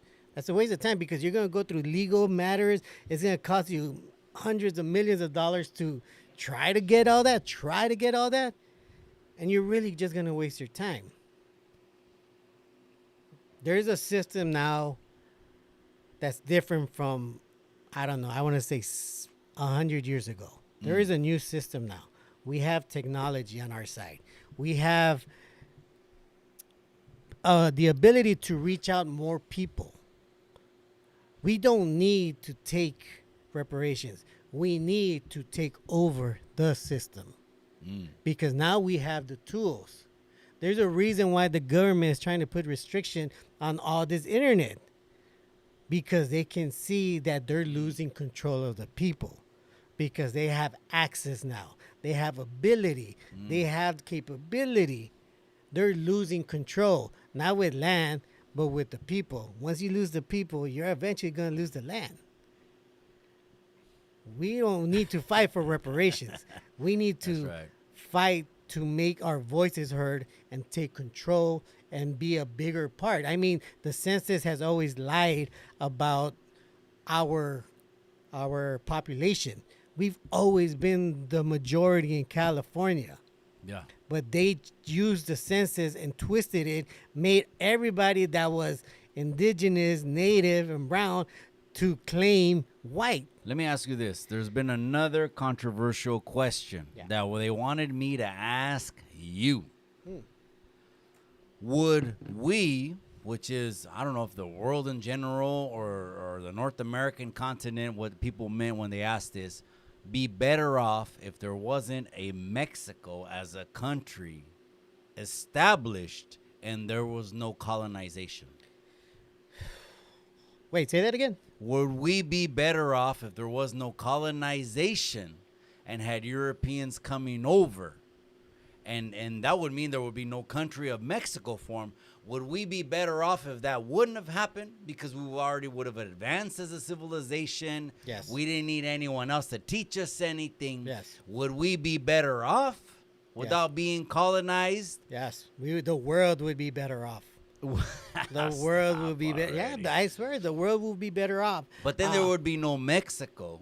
There wouldn't be The country of Mexico. There wouldn't be, and you but- would be, are you okay with that? Yeah, because there will be two continents of us, having control Natives? of two Or what do you continents. mean us? Natives taking control of two continents. We have two continents filled with brown people. What other continent? South America, North Well, that's America. one, no? I mean, well, one one side of the globe. One side of the globe, and that says a lot. It's one whole That's side. a lot of land. That's a lot of land. Yeah, and that's why I told you it trips me out how much land there is, and there's two continents full of us in it. We might not say we're all the same. We might not say no, I'm from this tribe, I'm from this tribe, but at the end of the day, we are all the same. And I'm saying about all the natives and all the indigenous. But would it be better? Yes, it would definitely be better because even the Spanish said when they got here, they were amazed how clean and how advanced they were. And mind you, we had just come off from a very devastating world catastrophe. We had just came off of that. We went through what everybody knows as a flood, as a world flood. Mind you, it wasn't a world flood. It was this side only that got flooded. That's why you see all our pyramids, all our things covered in dirt. That's why it's all buried because we went through that flood. We got destroyed by that flood. We had to take a step back. We had to restart all over again. Are you talking about that's like a Noah flood? Yeah. And if you could pinpoint that down on the calendar, what pinchy millennium was that? Negative or I want to say if you according to the Jewish calendar, we've been in existence less than 7,000 years because of what Christ did and then pre did. But again, Yeah. that's Bible. You believe that, or you believe some other timeline? I mean, I'm going to go out on a limb and say more like science, because recently I came upon a research for DNA, because I love Are you learning. Scientologist, cabrón? No, no, no, but I love learning about our past. I mean, I You're told a Scientologist. We got our first Scientologist on Chicano Tube. no, because this is a conversation I had with Tony before. You know, he would ask me about my religion, my beliefs, and I would tell him like, I can't adopt the Catholicism or the Christianity because I know I have a much different past as far as my tribe, as far as my people's history, which was for some reason like hidden from us. I don't know how, I don't know why. I don't know why our ancestors hid our history from us, but they did, and I'm sure with some good intention. But where I was going there is that I saw this paper online. It was a research. They tested about, I want to say between 20 to 30 of people from my tribe, and they were able to pretty much look back in the history of their DNA and calculate that their DNA in this continent goes back more than 20,000 years ago. So that was even before the Ice Age. Proven fact. Proved that's according to their research. According to the research. According to their research. But they did happen to mention that there was a drastic, what's the word? Downsize? Depopulation. Yeah. Well, yeah, there was a very big depopulation of them at a certain point of their Your history. tribe's history. Yes, my tribe's history. They had a big population, and then something happened. I think they want to say maybe like, and don't quote me on this, they want to say maybe like 3,500 years ago, something happened where their population dramatically dropped. They don't know why this happened. Sickness, They just know, disease, foreigners, or a flood, or a flood, or a flood. or a flood. That would So wipe out that people. would kind of debunk the Christian calendar going on, because the Jewish calendar is only like on that timeline BC AD, Yeah. and doesn't go into more than Well, I mean, when 8,000 years. yeah, and that's what trips me out, because So what's the truth? the truth is, it all started from this land. It all started. You look at The the Western Hemisphere. You look at the Indian religions. You look at the Eastern Europe. You look at the deserts with Saudi Arabia. You look at their religions. A lot of it is taking things from this part of the world. Even though most people won't see it. I mean, you got the Indians, and they practice Hinduism, right? That's one of their religions, but that's one of their oldest religion. In their history of their religion, they have monkey people. Oh yeah. Okay, so they I don't know if you ever heard any of their stories of their religion. I've been in houses where they had nothing but monkey photos on the walls. It looked like a photo of like another planet. Yeah. And there's monkeys all over it. Yeah. Well, fun So fact, they're that's pretty much where they got the idea of Dragon Ball, Goku. But that what most people don't know is that in the Mexica folklore, which is what they've learned from the people before them, when the world was created by the gods, they created those people. They created those people. According to their According to religion, they created at a certain, because there were 5 different worlds, right, for the Mexica, and one of them involved turning, I want to say, giants into monkey people, and it says it. They turned them into monkey people. What a coincidence that in India, they had those people also. How true do you think it is on the Western Hemisphere that there was already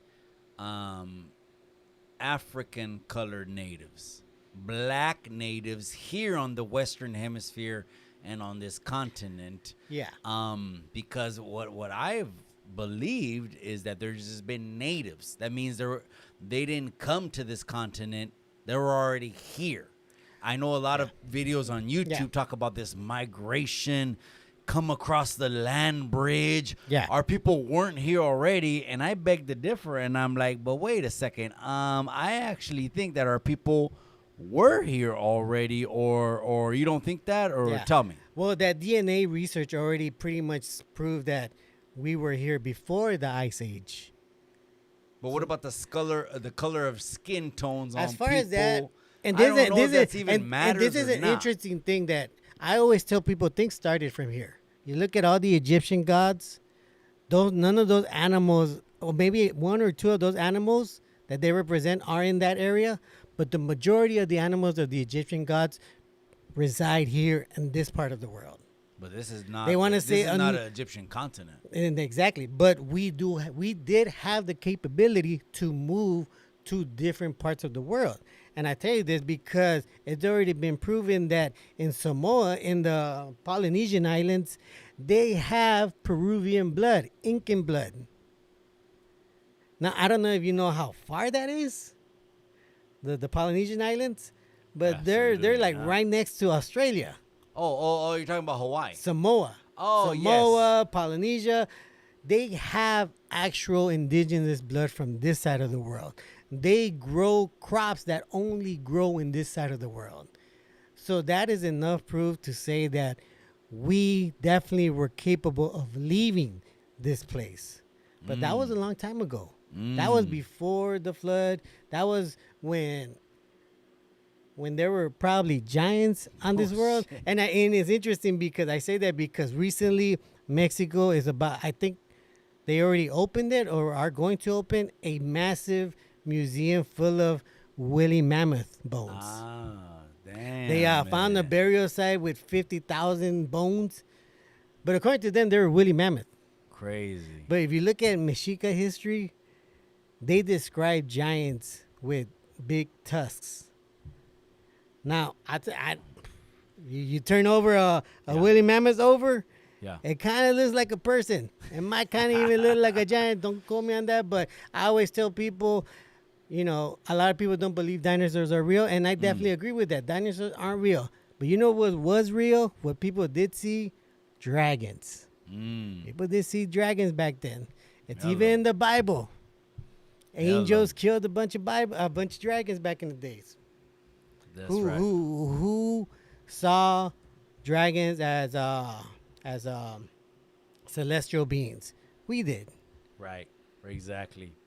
You know what? We're going to go ahead and we got to take a break now. So we're going to go ahead and take a 5-10 minute, maybe intermission, and then come back and continue the podcast because there's way more to talk about. We haven't even scratched the surface.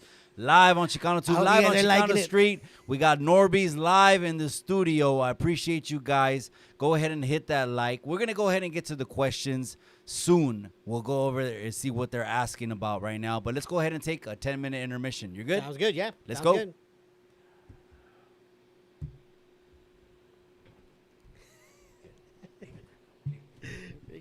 Marvelous is in there.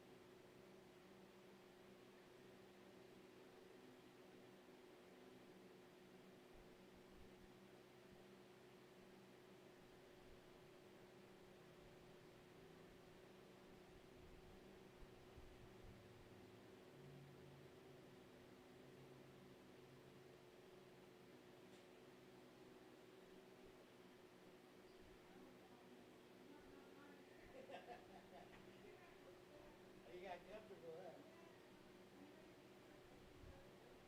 Yeah.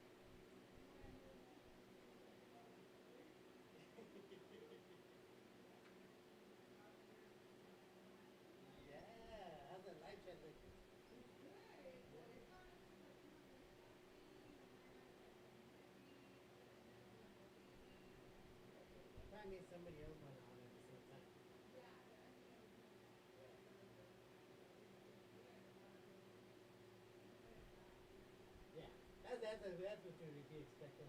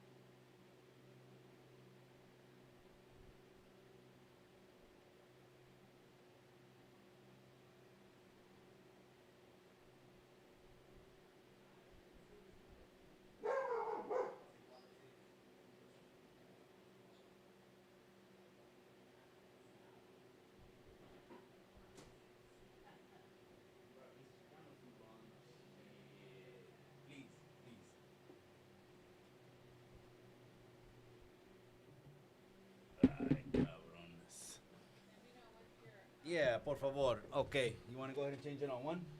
You want me to do this one? Go Do ahead and one. change that. Okay. We're still live, just FYI. All right. We're Oh, still nice. live. You I'm put just the live chat yeah, there, I'm huh? on 3. I'm on Norbeez. That's right. So we got a lot of current events that we're gonna talk about right now. I want to get Good. your I love current opinion. events. Maybe some of these questions I asked. I don't know if you saw Tony Veruda. He came on. P. Hernandez is coming on this Friday. Yeah. He's District 18, and what's a trip about him is that's my district. Oh, really? Yeah, yeah. I feel bad, man. I was like, shit, I didn't get back to Pinchy P. Hernandez. He was messaging me like a month ago. Yeah. And I was like, shit. He said he messaged me like 2-3 times. But good. I'm on one. I'm on one. All right. I'm on one. And I was like, damn, I didn't get him in here. So he's a congressman. People swear I know everything about politics. I don't know, like, the difference between the Senate, the Congress, the branches. Bro, when did I study politics, bro? I mean, but they don't even really teach you that well in high school to begin with. They don't really explain the whole setup, how it all goes down. But that's why I think the people can relate more to me, because they're like, este vato no está vendido, este vato no está lavado, he's no one's puppet. Yeah. You know, I'm going to tell you, too, just like I see it affecting the people. That's exactly how I'm going to see it. So anyways, P. Hernandez, he's going to come on this Friday night. Let's talk about that. Let's talk about, I want to get your opinion on Jocelyn Ungaray, because that was a popular, unfortunately, it was a tragedy, bro. It was a tragedy. It was out of Texas, and there was 2 undocumented migrants that attacked her, and they found her in a river. Were those a guy from Venezuela? The guys were from another country. The guys were definitely from another country. So, you know, there's always things on the internet. And, you know, I always say, we're going to bring these politicians that say they want to represent us. We're going to fucking grill these dudes, man. As you should. As you should. We ain't going to hold back from none of these dudes. You got to hold them They say they want accountable. to sit. They want to sit for us in D.C. Chale, you know? Give me a second. Hold on. Go ahead. I saw this one guy that questioned Newsom while he was outdoor taking questions. And he told him, like, and I'm glad he put him accountable. He's like, hey, so why do you take money from convicted felons? You took $200,000 from a convicted felon. You think that's a good image for you as far as a governor? He said, well, I don't know what you're trying to do here. I don't know what your goal, but good luck with that. And like, well, I mean, that's a question. Like, well, you can get back to my office. He's like, I don't know what you're trying to implicate, but it's not what we're trying to implicate. Yeah. Is that it's reality. The people can see. The people are not stupid. Yeah. They can see when you're fake and trying to pay them out of pocket, like the new Democrat nominee. Yeah. Let's start with her then, I guess, tonight. Fucking 100 million over in 24 hours? That's got to be a new record. But do you see it? Okay, that right there is just the headlines. They got to be making headlines showing support, power, positivity. They got to be making headlines that the people are behind her. Yeah. The people are behind her. When it's all an illusion. Oh, yeah. It's not that. Is that, guess what? The people already figured it out. You know what? She already had her name on the ticket because she was VP, so she could use the 100 million. Yep. But now they're making it a magazine article. But anyways, how much faith can the American people put in a person who slept her way to the top? I mean, in California, when everybody knows your reputation, not a whole lot. But, you know, it's funny because they try to keep that part low. They keep that part on the low, and they don't really bring up California because they already know, what's her name? Tulsi Gabbard fucking destroyed her in the debates from, I want to say, 2019. The debates, she fucking destroyed Kamala. She couldn't say shit. All she could say was like, well, I'm proud of the policies that I did. That's it. But Tulsi fucking destroyed her. Like, bro, you're not for the community, especially your community, because all you did was arrest him and put him in jail. And then push a 3 strikes. Yeah. That a lot of people got taken in for slices of pizza and bubble gum. And again, to each his own. I mean, when you make the choice, you definitely have to sit there. Of course. But as long as those guys were staring at a cement wall for a piece of bubble gum and a slice of pizza, she was the biggest driver. And now she's not going to come off tough on crime. Yeah. No, because that's not popular nowadays. Well, not only that, but she and some people can back me up on this and say she is the biggest piece of shit that could live, because she had 2 people on death row that she intentionally withheld evidence that proves that they're innocent and was forced by the judge to release the evidence. These people were gonna die because she wanted to have, I think they call it a good conviction rating. She was willing to put people to die. I mean, that says a lot about the person when you're willing to withhold evidence that will prove them innocent and literally watch these guys die because you wanted to look good. That is absolutely This is who she is. This is who she is. Tossed her weight, I shouldn't say that, to the top. But I mean, you look I said it already. Yeah, I mean, if you look at Si se puede, that's right, my boy. if you look at any interviews with Judge Joe Brown, and I love Judge Joe Brown because he keeps it a fucking buck. This fool, the judge, pretty much puts it all out there. He tells you her whole blueprint on how she literally slept her way to the top. No. You've got photos with hip hop moguls in these, let's keep it real, Diddy parties. In these behind the scene parties that no one's supposed to see photos, videos of, but surrounded by rappers, just trying to be somebody because you don't have a name. And I get it. I'm not, I could understand where she's coming from. She's a nobody trying to be a somebody. But when someone goes from a nobody to a pinchy Secretary of State, Attorney General, Senator, that means she was warming up with somebody. Not only that, but she had Hillary behind her the whole time. I mean, Hillary campaign, also is her campaign. The people that ran Hillary's campaign are the same people running Kamala's.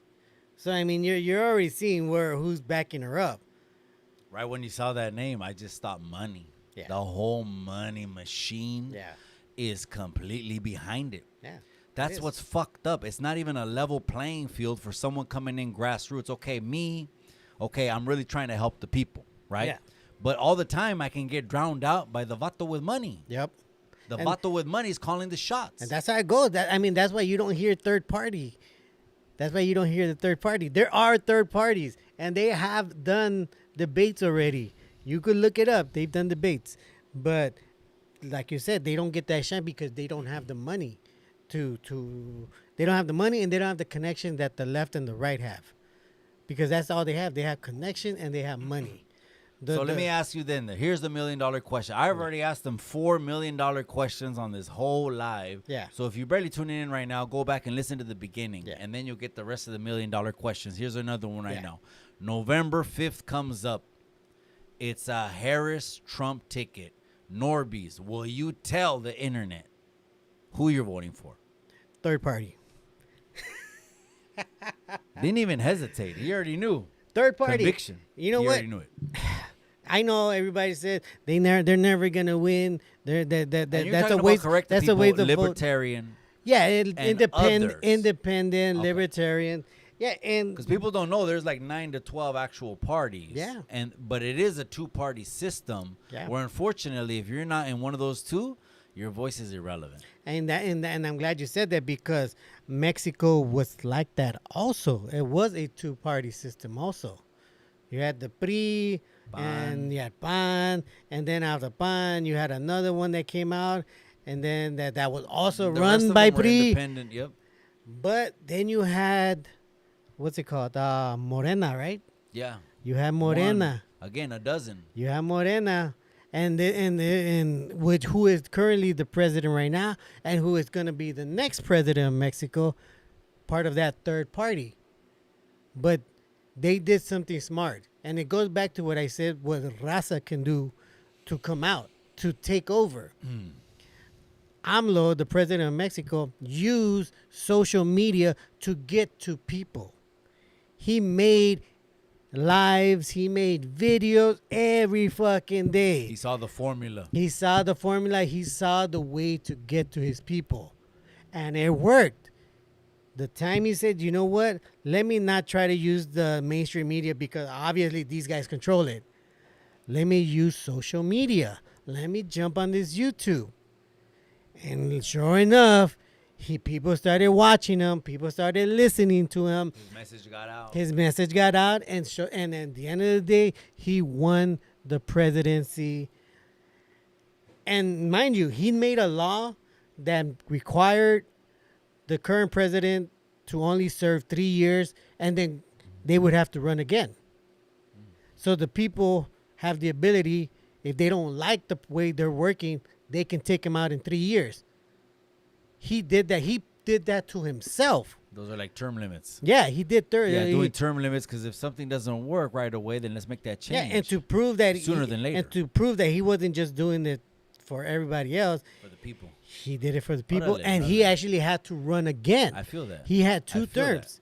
He did 2 3-year terms, which is now what the next president is going to have to do. She's going to have to prove to the people that she's worthy for another 3 years. Before, they got 6 years straight. They didn't have to run in between that. They got the whole 6 years. But AMLO made it so that you had to do it every 3 years. He broke it in half to give the people the ability to choose if they want to continue with this president. And this is what I hope will happen here when some of these third-party people realize, I got to not use mainstream media. I got to use the internet. I got to use YouTube. I got to put myself out there. I got to do dailies. I got to do shorts. I got to do reels. I got to do TikTok. I got to do all this shit because I know they're not doing it. Because I know the people are watching this. They're not watching that big-ass TV on a news network. They're watching this every Norbeez, the day. activist, he's going all out now. You're going to see Norbeez at the city council meeting 2024, ticket 2028. No, I get exactly what you're talking about. I tell you this much, I won't quit on you. It won't just be a photo op. Live on Chicano Street. Let's go ahead and keep talking about it. There was that case I was talking about in Texas. Yes. It had to do with the 45 who I think is going to be 47. Yes. He's saying, you know what we have to do it before we revamp everything is shut that fucking border. Yeah. Close the border. Is that what Norbeez thinks? I mean, shut that border until there's a system to efficiently process people in a timely manner when, and this has to be a stipulation, cabron. I want you to hear me on this. When there's no separation of no family. So you're going to keep the families together. Yeah. Could that be expensive? Fuck yeah, that could be expensive. But we have the money because we send money overseas. Billions. By the pallet loads. Yep. To now we can accommodate people through a processing centers all over the border if we need them all over the border. Yeah. Processing centers where people can get processed and come over the border and not have them separated from their kids. Efficiently, if we just put the money over there. That's what 45 wants to do and 47 coming up. Yeah. What do you think about that? I mean, I'm going to keep it 100% here. Building a border wall is a waste of fucking money. It's not going to make a difference. Securing it is not going to make a difference because when people want to come in, they're going to come in. I'm sorry, but they're going to come in. They're not going to stop it. What does fuck it all up is when Biden's stupid ass says, well, anybody from those countries that are doing really bad right now, why don't you guys come over here and we'll make sure you guys are all right. Biden totally fucked that one up when he said that. Because next thing you knew, you had Honduran people, you had Venezuelan people, you had, I wouldn't even say Colombian people. You had all these. Okay, but let me stop you right there because people are going to say, well, why can't people come in the country then? I thought, U.S. was for immigration. Well, here's the You're thing. naming all the razas. And you know what? You know why? Then no one should immigrate? You know why I'm naming these countries? Because no one should come? No. Why I'm naming these countries specifically is because these countries were allies. We're allies to us. All these people, and you guys gotta realize, all these people we're letting in, they helped us control their country. We are not letting them in because they're running away. We're letting them in because we owe them. The U.S. owes them because their family helped us take control of their countries. We were able to destabilize their country through their help. So we owe them. This is why they get free money. This is why they get free homes. About this past is why dealings because it's past between dealings. country to Yes, country. this is why it's this specific countries. Like Honduras, we helped Honduras. But the United and Honduras States, helped okay, us. let's keep this real though. The United States is never going to want to link itself to like communist countries. We're not socialist countries. No, not the United States, because the United States is the capitalist country, which means they're not telling you how much you can or can't have in your pocket. Mm-hmm. I mean, that's how I see capitalism. I don't know. Some people get mad. Capitalism. And those, to me, are like more government-dependent people. Well, that's the interesting thing, too, because, a lot of socialism gets a lot of hate. It gets connected with communism. But look at Mexico. In the last 4 years, the last 6 years, it's been run by socialists. Can anybody tell me that Mexico is worse off now than it was before the last 6 years. Now, I did say the new president of Mexico. I said, gente, Mexico got the new AOC. And yeah, I'm glad you said that because most people don't realize. They think this lady came out of nowhere. This lady was with the current president since the beginning. When this guy was a mayor, when this guy was a governor, she was with this guy. She followed his steps and practiced his way of public service. So basically, we're saying groomed. Yes, by the current president. Groomed. So people are thinking she just got into the game. She's a transplant. She was planted there. No, she has been there since the get-go. She has as much loyalty to Mexico, to its people, to the pueblo. So this is what I said. We got the new AOC over there in Mexico. Politics in Mexico are so crazy. Yeah. Okay, U.S. politics. Okay, gente, for all of us that talk U.S. politics, que boys and girls bathrooms, I get it. All of those things that I have a very firm stance on, I get it. But nothing is ever as crazy as Mexican politics. Because this year in Mexican politics, you had funerals for people trying to voice their voice and run for political office, but were going contrary to the pinche ways of the land. I mean, you have to understand, el pueblo es el pueblo. Yeah. It's going to be ran a certain way. Yeah. You're never going to be stronger than el pueblo. Yeah. But that they buried like 12 the more people. Oh, yeah. That's Mexican. Over there, you could run for politics and lose your life. It's political season. It's going to happen. You know, okay, over here, we got a president whose ear got clipped. Exactly. But Mexican politics are cutthroat. It cabrón. is. And because you got to realize there's a monarchy in Mexico, and then there's the poor people. There is no middle class in Mexico. You either got money or you don't got money. And it's always been there since PRI has been in control. All the laws that the U.S. is trying to push are laws that Mexico had already put in place. Mexico is a country with no gun. To have guns is all illegal. The laws the U.S. try to push is something Mexico. But you know that Mexico lightweight copied the Constitution. Did they? Because the Constitution came out first, and then Mexico just said we love that freedom and liberty shit because that freedom and liberty shit is. Don't get that twisted. But it could have been just what I knew. But all that came as a copy of the French Declaration, right? When they said that I could be wrong. Yeah, well, that's what I'm just saying. What I was taught.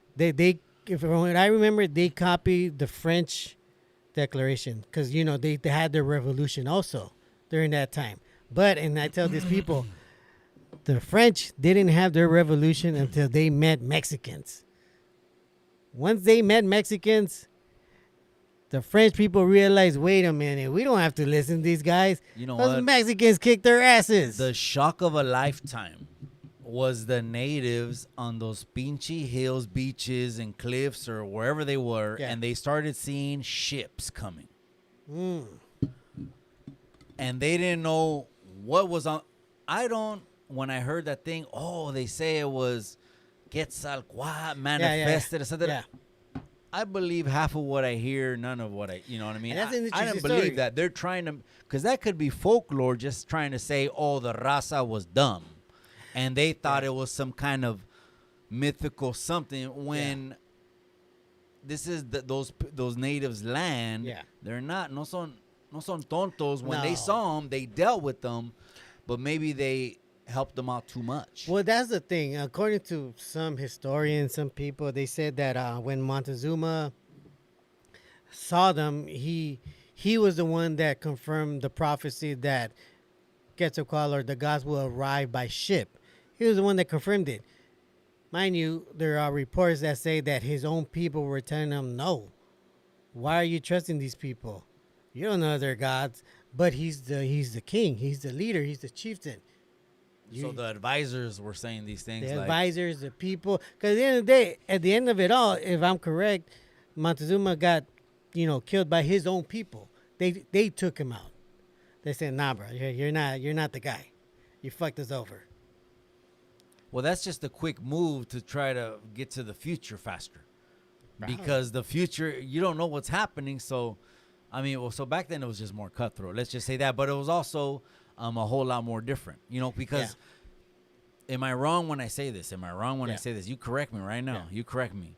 There was no light-skinned person on this whole hemisphere continent Yeah. before the Europeans came? Correct. That's correct. Yes. There were We no. have sources. We have sources. We have sources why that's correct? DNA research Or were showing there that. light-skinned people here? Because that's There- almost a breaker of did we come or were we already here? Just like I said, Yeah. I don't believe no natives came from no Arctic Yeah. people. They just always were here. Yeah. And for me, I always say it's the opposite. We didn't come here. We went out there. There's a reason why they have very little pyramids, and we have 2 continents filled with pyramids. We have 2 giant continents with ancient ruins, and they only have a handful of it. Basically, what I'm saying is that we had embassies before embassies. But we didn't have all civilizations conquered or nothing like that. We did. We have to. I didn't think No, we have to. I'm saying proportionate to Oh. the whole world. Yeah. We're only talking about native people, Western Hemisphere, because in the East, Rome. You're not telling me Rome wasn't a superpower? Rome was not a superpower. At the beginning of it all, it wasn't a superpower Stop. until No, something no. or someone Then the helped these glory guys of out. Rome is a farce? No. The glory of Rome is what you see now. It was all just The- literature handed to us Because because they burned all our the peachy Romans. books. No, the Romans took over. At the end of the day, the Romans took over. I mean, they were even in charge of the Middle East. Yeah, I mean, look- what we've look- seen, they look- were in charge of the most powerful, which is the most, Yeah. what is it called? Religious, the Middle Yeah, East, where yeah. Christ Well, they conquered a lot. I mean, look at was the born white on the and flag. crucified. But what I'm saying is that the U.S., the North America, if anything, is the new Rome. This is why you see all of our government buildings, architecture, inspired by Roman architecture. That wasn't that wasn't because somebody just liked Roman architecture. That's because they are the ones that are in control. This is their system. This world that is the U.S. is based on what they want. This is their system. The only thing we can do, and we shouldn't even be asking, I'm sorry, but we shouldn't be asking for reparation because at the end of the day, it's just going to take way too long to get it. What we need to do is just use the technology that they can't control to help us have control. Okay, but wait a second. You said reparations. Okay, so people can argue and say, well, there already are native tribes that get checks in the mail. More than that? You I mean, mean, or they what do you they, mean? they already made their deal. That's already a done deal. At this point, the way the system's built, And what makes you entitled to these reparations? Because, like, I'll say my mom's born in Jalisco, Yeah. San Jose de Gracia, dad, Michoacan, Cualcoman. What makes you, I mean, like I what said, qualifies you for this? Is just, even if you were qualified, at this point, the way they built their system, the litigation, the things, the trouble you have to go through, the money you got to spend to legally acquire it back, because we're not gonna fight it. We're not gonna fight back for it. Nobody's gonna create this civil war to get all this back. Everybody, I mean, unless wants the to people be alive. unite. I mean, the people get united in civil war for whatever, right? But yeah, no les da But you ganas gotta for remember, this the only kind of- ones that ever did civil war was the U.S. back in the day between the North and the South. They're willing to take each other out. Us, raza, why do we have to take each other out? Let's talk. Let's if we gotta throw down for a piece of land, let's throw down, and we'll So- walk away from it. If Norbeez could revamp the educational system and tell some truths in the history that's happened in this land, Yeah. what would you include in the history? The only thing I would Native land being stolen, the treaty, Mexico, U.S. yes. What, I mean, what would you include? defi- Or so to let the people know there's some hard truths here. Well, I would definitely put in there that the whole reason why they got Texas, California, Arizona, Nevada, Oregon was because of slavery. They don't mention that in the schools. They always talk about remember the Alamo, making it seem like it was a heroic moment for What do the you mean because of for slavery? the U.S. Because But of slavery. because Explain the true intention was for slavery. You They mean slavery was a political point and or explain to keep their land. Mexico invited all these ranchers from the U.S. to go into Texas so they could start ranches, so they could start business because Mexico wanted to get into into the, what do you call it, with agricultural. Ultimately, it was about land. It was about land. And the whites that moved into Texas, they used slavery as the excuse to rob Mexico of that land. Because there was a viral video that recently went viral. Yeah. And there was a black African-American lady Yeah. or girl or whatever you want to call her, with all due respect. Yeah. And she was saying, y'all Mexicans, yeah, y'all had slaves and some for a long time. And she was talking about decades or centuries when people actually, the truth came out and said, no. Mexico had it like 4 or 5 years only after its inception, maybe 1821 of being a country. Yeah. And then immediately became a safe haven Yeah. for anyone that came to live there. But it was Yeah. only like 4 or 5 years when the internet Yeah. fucking lied to us and said it was like 100 or more years that Mexico did that thousands shit. and thousands. The of things. gente will believe anything what the Unfortunately, caption yeah. says. And then that's the thing, because I tell people, like, that doesn't even make sense. If that were true, they would have tried to make the indigenous people of Mexico into slaves. Clearly, they didn't. They had treaties, they had contracts, they made deals. There was nobody being a slave to nobody at the time, because the Spanish knew, hey, we might have guns, but there are a lot more of them here than us. We could kill a few hundred of them, but eventually they're gonna kill all of us. And you So know what? we're not trying to start a fight with these guys. Absolutely not. Those are some, crazy pinchy times that a lot of us can't even relate to. More like, of course, with all due respect, the African American community. This is more the history. I would never even try to attempt to comment on anything because that's more their history. Mm-hmm. But us too, we had them at one point. Yeah. And even the natives, people didn't believe that the natives had slaves. Yeah, and that's the thing I that think there's just different classes of society that everyone is prone to. Once you're exposed to it, you're like, you know what? And I like el that que you said tiene that. más dinero acá Yeah. y el que tiene menos dinero acá. And I like that you said that, because you got to remember, back in the day, there was no money. There was trade, right? There was trade, or you worked for somebody to get something, right? And somebody could easily see that, oh, well, that's a slave, because look, he's working for him and he's only giving him food. But that guy's not in chains. That guy could run away.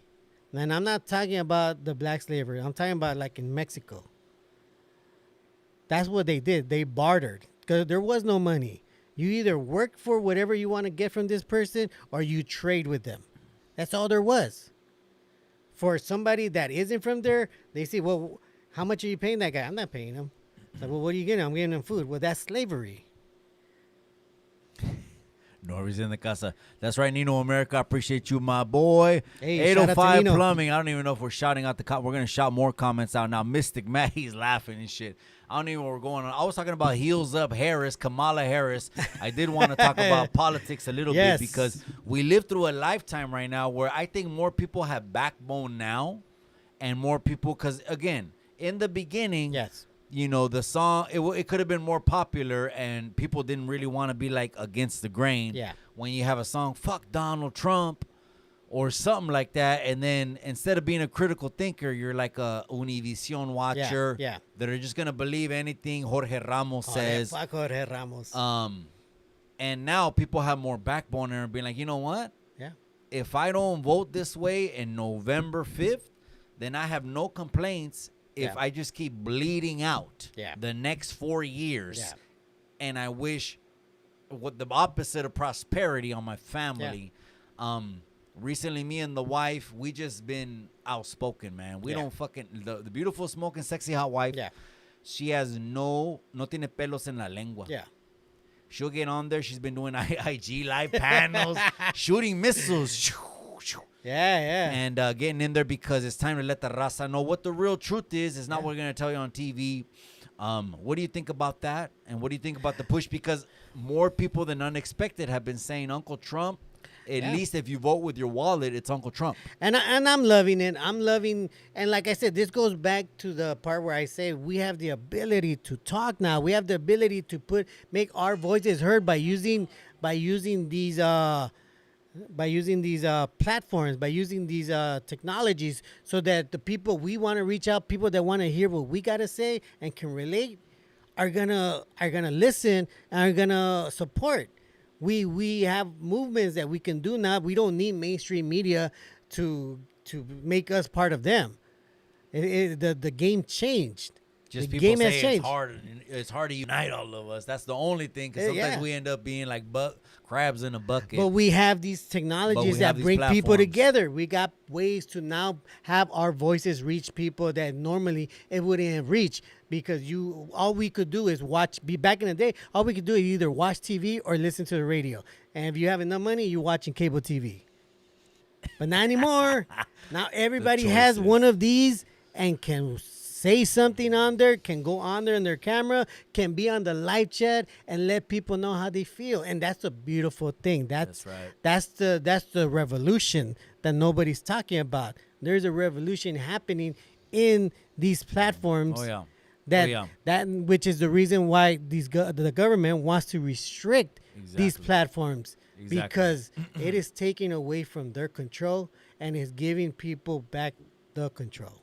That's why I've had conversations, imagine everyone got together, and it's because of the podcast we've been talking about, the ones that, just stir up shit all the time, and that's their ways to get numbers, which I get it. Yeah. Like at the end of the day, at the expense of, talking about other people, they get a paycheck. Yeah. But I've been talking like with Gold Toes. Yes. I've had Shout out Gold conversations Toes. with him.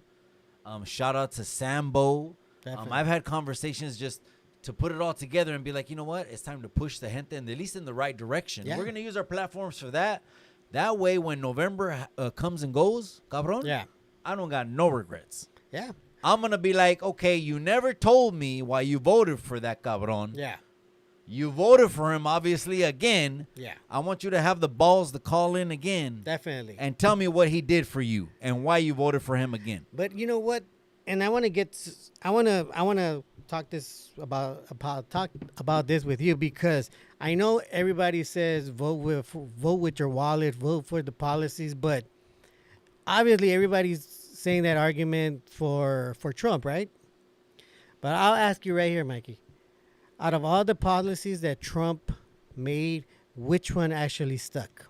Damn, that's a good one right there. I'm stuck. I'm really okay. Just remember this: the aura of him, 45, right? Yeah. He came in from hotel billionaire. All the Atlantic City was the mecca of boxing before Las Vegas ever Yes. was. This is the guy who everyone wanted to fuck with Yeah. until he ran for politics. The best thing that he did, I'm torn between him cutting all these tax regulations that were like stacks of books high, Yeah. and really minimizing the number of the trafficking that was going on across the border. I would have to say that the trafficking across the border, because if anyone ever wants to talk to me about the pinchy border, Yeah. I'm going to always tell you, shut your yap. Yeah. I don't want to hear shit about, this is not a border channel. Yeah. I don't want to hear shit about the border unless we address the realness, which is they're pulling up with bus loads of kids or all women. Yeah. Sometimes the And parents if just there try to was get a their kids through. 360 camera 24/7, it would show the realness of this. But of course, they'll never let them record all this shit. Yeah. That And happen. it- And and it I know happens. because I have family who are border agents. Yeah. And you know what? Shout out to Vida Maravilla. She literally lives like in front of the border. Like she can see it from where she's at. Las montañas. And she sees the Las people that come montañas. through. She Crazy, sees the man. people that come through. I've had she's people from tell Texas. me they either go through Los Cerros or Las Montañas. Yeah, bro. I mean, That's a couple days. And I say that because, everything that Trump did as far as policies got completely wiped out by Biden. Biden literally reversed have the all power. the Come on. he reversed all the shit that Trump did. That All of was it. All of actually it. He that was reversed all of actually it. good for the country and reversed it all. So this is why it sucks, because even if you do vote for Trump, you got to realize that that's not a permanent, that's a temporary fix, that's a band-aid. Because if a Democrat wins again, you got to know that they're going to reverse that shit. The only That's true. the funny thing is, the only thing that actually true. stuck, that Trump pushed, that continued, was the wall. But this is what I wanna say. Biden renewed the I know contract he did. to He rebuild, did that. He to did build that. the wall. Yeah, but when Biden came into office, the Mexico-Canada agreement came out of office, and my wife Yeah. Her father still lives in Mexicali. Yeah. Okay, he's over Yeah. there. He's in Yeah. Mexicali. The corner store called Viva Mexicali. Yeah. When 2016 came and 45 came into office, there was a new Mexico-Canada agreement. The first time in this dude's ever existence Yeah. was able to sell American exports. And Oh. guess what he did? He tripled his business for 4 years. The sad thing is politics has to hit him, Oh. who's close to home, because someone else disagrees with the policy. Yeah. And now his lifestyle goes back to what it was before because of politics. That's what I'm saying. That's what I'm saying. It is hard because Where's common sense at? But that's what I'm saying. It's hard because you want to vote for Trump, but at the end of the day, a Democrat could completely undo it. And what he did, Biden completely undid. We had a $2 billion deal with China for exports. They had to buy our shit and spend $2 billion here. Biden completely tore up that fucking contract, lost billions to American companies. Yeah. Horrible. Trump took us out of NATO, Respect, you said too, we're not Sonny. paying for that shit anymore. Biden took us back in. Si Now se we're puede. paying for NATO. Trump took us out of the what do you think, that the climate control shit. Took us out of that too. We're not paying for that shit. Trump Biden got, put it back. Let's keep this a buck. Let's keep this a buck. Yeah. Trump got the C, right? We Yeah. already know what it was, where they wanted to shut down businesses, Yeah. right? And me saying this real carefully on the fucking internet, I want to say that was all a mail-in ballot scheme. That if they ran once, they could Oh, run yeah. again on Oh, the yeah. people. I'm absolutely sure they could run it on the people. And for what's happening right now, it almost makes me seem like they're setting some shit up like that. I mean, And yeah. the people are fed up with that, and they're not gonna have that shit slapped in their face No. again, because there was already a bamboozle. What do you think about that? I mean, unfortunately, it's going to happen. I mean, look at California. They made it part of the voting process. They're sending out mail-in ballots without anybody requesting it. Before, you had to request it. Now they're just sending them out like candy. But you know who's getting them? Other people are getting them. And you know what they're doing? They're voting for whoever they want now. There's been people that have been RIP'd, expired for years now. Yeah. That they still register to vote. Bro, yes, you're right, and there is. They have people on video literally with a box of mail-in ballots. Dun, dun, dun, dun, dun, dun. Why does that one person have a box full of mail-in ballots? If they're working for the county clerk, they will go to the county clerk, not go to one of these boxes that are all over California to drop in these mail-in ballots. That's what's happening from right now. For November 5th, we got Pete Hernandez coming this Friday night, cabron. Awesome. If Norbeez had control of the border, what would he do? If I had control over the border, 100%. That means unlimited budget. Unlimited budget, and it's your system. What's a perfect world? man, that's a... No, everyone That's a gets big one. processed. It's a perfect world. No delays. Well, everybody gets processed? I'm just saying. I mean, there's 20, 30,000 people showing up every day. This is what the numbers show, even though they downplay it. I believe they downplay the numbers on the internet. Yeah. They're trying to I believe let it you too. think 2,000, 3,000. Yeah. When That's they way more. really know that that's probably only what they're processing, and the rest of the people, they're taking them in vans and yeah. dropping them off because they can't process them.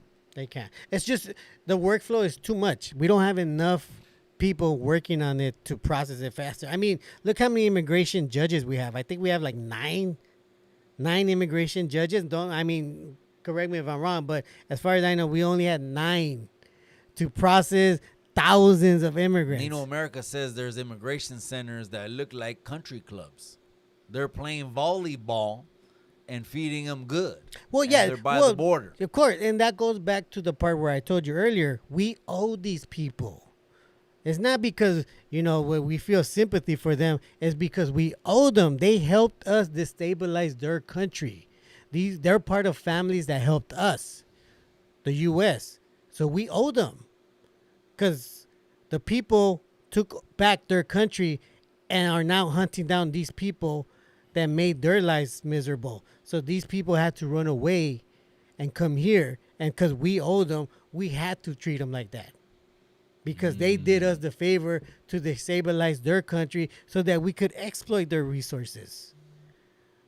I'm sorry, but All Norbeez is saying is that there's a lot of politics that happen but- behind the scenes. but it's the American way. We have to destabilize American way is politics, We have to cabrón. destabilize the rest of the countries south of us for us to be okay. Mm. Because if those countries south of us do better than us, they become a superpower. Okay. They become the majority, and us, the American country, becomes the minority. But you know how We I asked can't you let about that how, happen. what you identify? Do you still identify with like the tribe? Yes. Because at the end of the day, So how do you, 'cause what, you in know what what? order do you put the labels? You know what? Mexican, man, being Mexican, it's a nationality.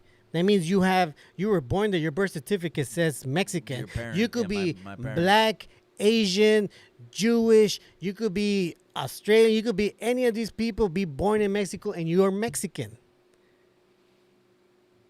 But the people that didn't come from anywhere, they belong to their tribes. You know, they didn't come to Mexico.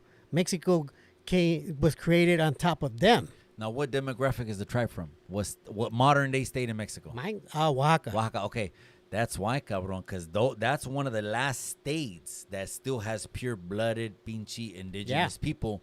Oaxaca. Yes. That's what I was gonna ask. That Yes. it wouldn't be one of mine because mine is like cut already. I've Yeah. been cut too Yeah. many times because I'm Michoacan and Yeah. Jalisco. And what I mean by cut, no disrespect, is Yeah. people know what it means. Yeah. They still don't have pure blood. Yeah. In those areas. No. At least I don't think. I mean, No, in right. Michoacan, Right there. There's, all the cities are pretty much built in like Yeah. forest areas. and you know what's interesting? Like, where my family is from, there's a lot of people that don't even speak Spanish. All they speak is their native tongue. They don't speak Spanish. For them, like, huh? They still say there's hundreds of tongues still originally spoken by their original tribes. There is. Just the FYI, putting that out there for the Yeah. people that you didn't know. These could be your ancestors. Yes. A lot of people don't know. Yeah, that's why it's important to teach history and the roots to our people. Because if we don't have roots, we're going to end up adopting other people's roots. This is why you see raza, adopting black culture. Because they don't know their roots. So they find different cultures. The most popular one is the black culture. Stop already. Well, Because no, American-wise, American Itchy black Norbeez, culture is the black most culture. popular. I mean, you look at the music, you look at the movies, you look at the fashion. I was telling you this before we went live. I Yeah. said yes. There was a very clear distinction Yeah. over here, even in Salinas. You Yeah. know what I mean? Because I don't know. I just want to call it old school or whatever it was. There was no intermingling. Plus, it was always a respect Yeah. thing because you don't want to say words that were gonna offend, Yeah. it disrespect someone else. I'm not talking about like what Yeah. happened to you. Yeah. What happened to you in the viral moment number one? Yeah, They took that out of context Yes. because I saw that video. yeah, I saw that video on viral moment number one, and I Yeah. said, wait a second. He's talking about Pinchy Wizard of Oz. Yes. If someone can't see he's talking about Wizard of Oz, it has to be like the video came out a week Yeah. or two after saying, I did it. yeah. Not no jumper, but that was crazy. I don't even know if we should get it back into that. Let's I'm just saying, bro. It's funny because you're right. That's what happened, and I gave the timeline, huh? yeah, and it's crazy. And this is why I say it's important for us to teach our children our roots. You got to give them roots because they're gonna end up adopting another culture, and there's nothing wrong with that. But They're we're- going to run to a laptop and then come home with the fucking rainbow colored hair. yeah, And be whacked out of their minds, and then you're gonna get a phone call from a counselor saying they're asking for a safe space, Yeah. and something is unstable, and you're like, why didn't I Yeah. pull out the pinche chancla or the cinto, Yeah. and I should have taught discipline like my parents taught me. yeah. Well, I mean that's why Elon Musk is leaving. That's why he's taking SpaceX. He's taking Tesla. He said it on one of his tweets. I'm tired of California and their policies. That one of my sons, I think the way he put it is one of my sons died because of the wokeness in California. You get Miss Chicano Tube on the podcast. Yeah. Last time she went off, it was a little bit of a clip that I shared on Yeah. the podcast, and she said about boys going into girls' restrooms. She went off and she said something like this. Let me ask you what you think about it. She said, if you're okay with boys going into bathrooms with girls, I question your masculinity. Yeah. That's weird. That's fucking weird, dude. People that Agree, fucking, 100%. Yeah, I agree 100%. That's weird. I mean, you know what? He The only stamped time it and the only shit. time you see a boy going inside a girl's restroom, it's a little boy because her mom is taking him to the restroom, or vice versa. You would take your child because you know Security, safety. Yeah, safety. Yeah, I'm walking with my child. That's the only time. But a grown ass man going inside a women's restroom because he believes he's a fucking woman. Come on now. Now, what do you think about those parades where there's grown men, 40s, 50s, 60s, walking around, no clothes on? It's exactly what it would. You know what? It's exactly what it needs to be, because if you remember in Roman times, they were doing the exact same thing at the end. Well, what was the end? There were a bunch of gay dudes doing their celebrations, doing their orgy parties. I remember seeing that more like Greek. Nah, And I'm not that trying to was- knock that- anybody. that was the Romans you said too. Roman. That was the Romans well, too. they're neighbors. I mean, you already know what happens with Catholic priests, right? They're. You're gonna tell Where me. did Catholicism come from? Rome. Those Bring scandals. Put the And pieces those- together. And those were Put the called. pieces together. Correct me if I'm wrong. The Catholic Church. Those Catholic were Church. called conspiracy theories until they got proven to be fact. Yep. And now they kept all these NDA and lawsuit settlements out of the public Oh eye. yeah, and one of the most famous, I want to say priest from LA. I think his last name was Mahoney. He was in charge of moving around all these pedos. And once people found that out, he disappeared. But you know, and the sad part is that you still see murals of him in LA. Knowing that he's the one that orchestrated, you know what, let me move him over here because they found out about him.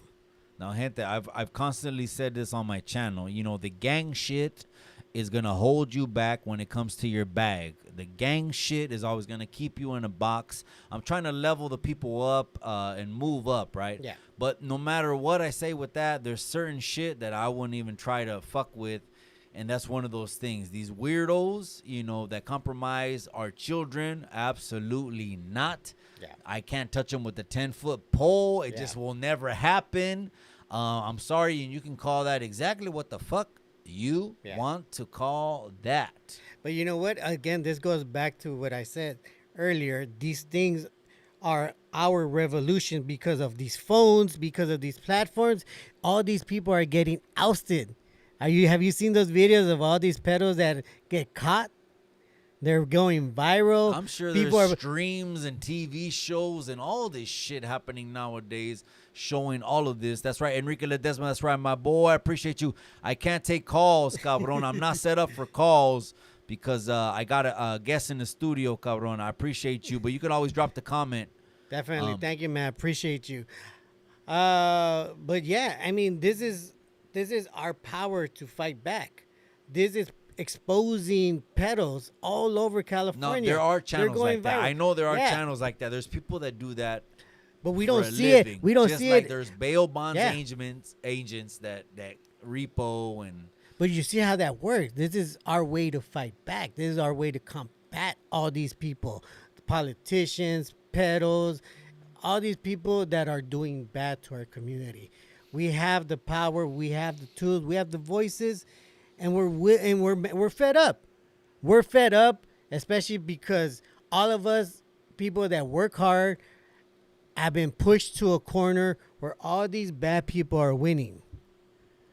Now we have the platforms to reach everyone and actually unite and actually fight for a real cause. all right, but what are you gonna tell? What are you gonna say though when people say, well, you know, we go at each other's throats? Fuck, more than anything, we're crabs in the buckets. Even when we try to level up, we pull each other's down, and that's why people just drop content and doesn't want to know what's going on with the shit that goes on behind the scenes. And that's the unfortunate result. I mean, you can't have the good without the bad. The real question is what do you do when you're in that situation? You at the end of the day, we have the power to choose what we want to do. I had the power to choose whether to go to that cocksucker's studio or not, and I did for the purpose of wanting to build bridges. It didn't work out. Lesson learned. But we have the power. You have the power to make choices and change things. It might not always work out, but when it does, that puts us a step forward. News with Norbeez is in the casa right there. That's right, cabrón. Hit That's that just me. pinchy like, man. That's We just just me. came back off that break. We're going to wrap it up with just some of these politics. I got Pete Hernandez. He's Just to clarify, who are you voting for? Oh, it's Trump. All right. It's Because Trump. I didn't hear that part. No, oh yeah, for sure. You know, and it was just actually only this year, to keep it a buck with you, it was only this year that we started being more outspoken on the Yeah. platform. Because what I didn't want to do is just get on the pinchy platform and just shove politics. Because that was never really my thing. Yeah. But now where there's so much on the line, again, I'm not making anyone out to be a savior because, like you said, you could change the system in 4 years. But I'd rather have 4 years of prosperity, saving some money, Yeah. maybe buying some property, or other people that have been waiting to buy homes. Yeah. Hearing, stock market record reports being broken, investor confidence going up, investing happening, which houses will go down. Yeah. Just to let people know, if anyone has rental property, properties, right now is the time to sell the rental properties because houses will go down if Trump takes office in November, and just try to level up the raza, man. Let me ask you a question here, Mackie. Let me ask you a real question here. I want you to really think about this. Say Trump doesn't win. What are you going to do to prepare yourself for a Harris win? What would you tell what would you tell the people to prepare for that possibility?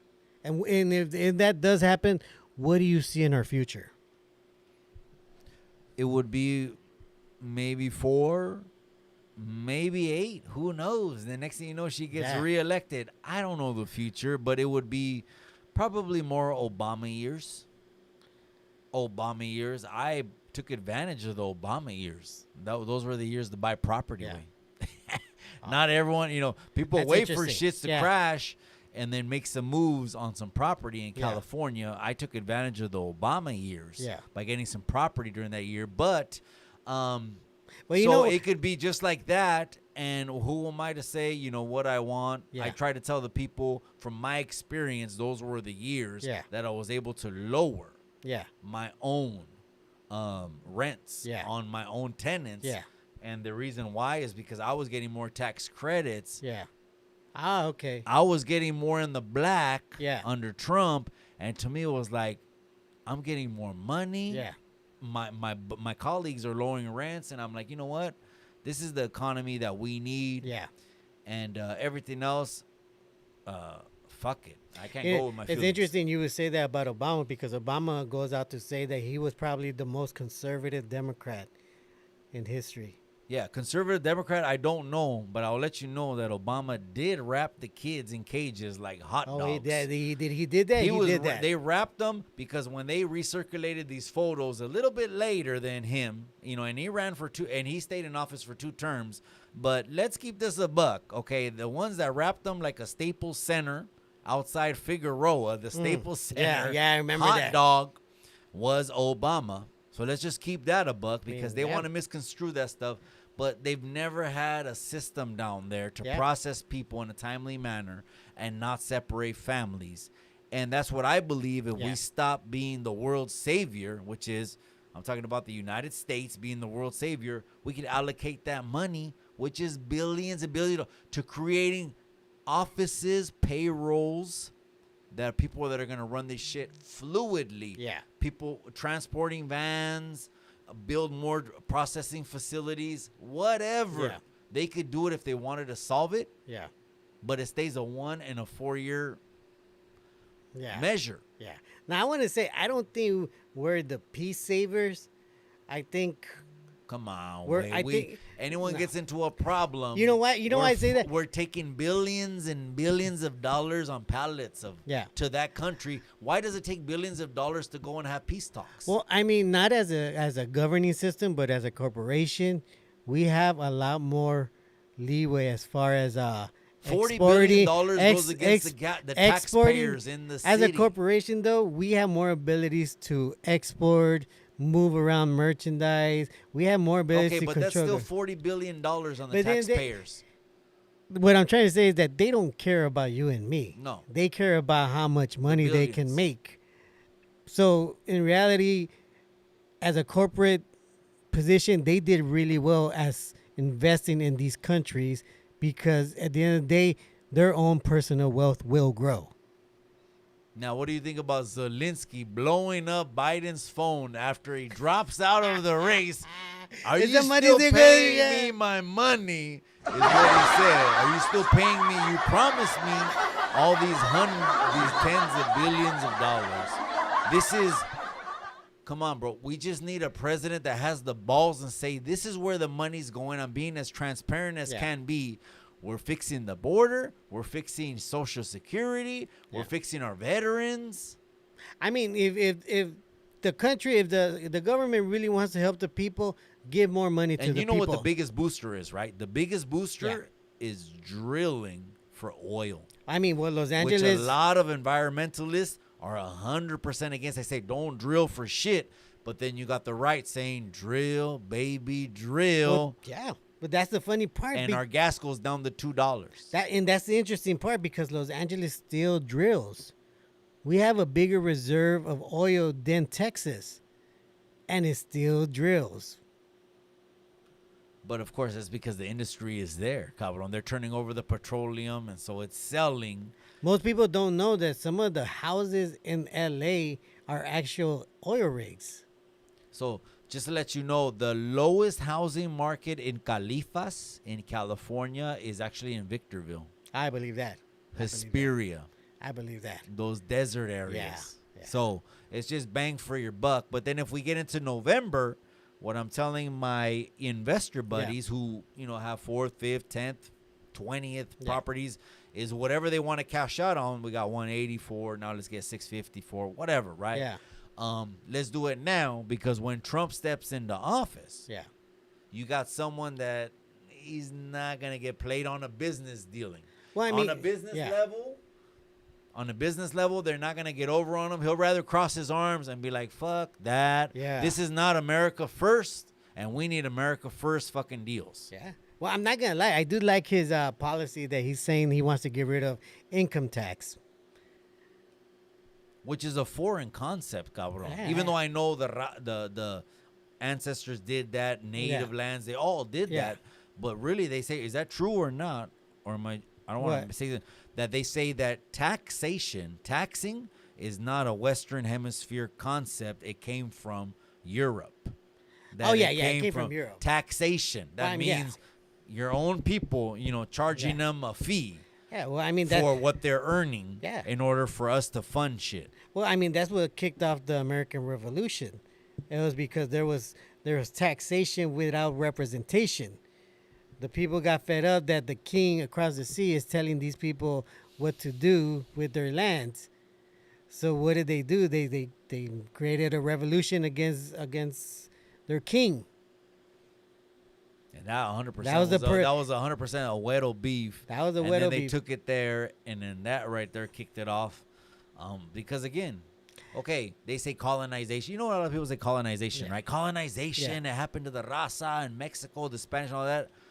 Well, name me a country that didn't get invaded or didn't get colonized, or say at one point or another had another person from another country step in there. You know who else did a lot of shit like that? Like was the English. The English. Ethiopia. Ethiopia? That's probably Under the radar? That's probably like the only one, as far as I know, in history that was never colonized. Never. I don't know why. 100% pure blood. Ethiopians.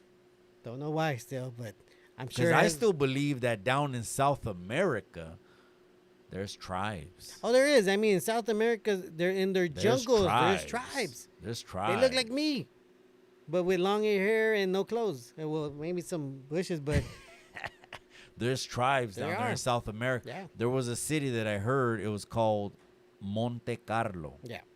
That was one of the oldest cities in existence Yeah. that still existed, that could be, like you were saying, you're from Oaxaca, Yeah. or the family's from Oaxaca, one of the most original, still pure-blooded cities Yeah. on earth, Monte Carlo. I could be wrong. This is what I researched and found out, on the tip of South Yeah. America. I mean, I wouldn't doubt it. I honestly wouldn't doubt it. I mean, and I go back to the saying that we never came from anywhere else, because our blood, which is O type blood, is one of the oldest bloods in recorded human history.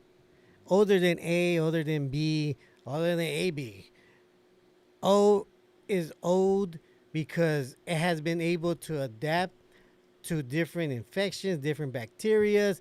This is why O is always needed by hospitals to give to people, because this blood can be used on literally everybody.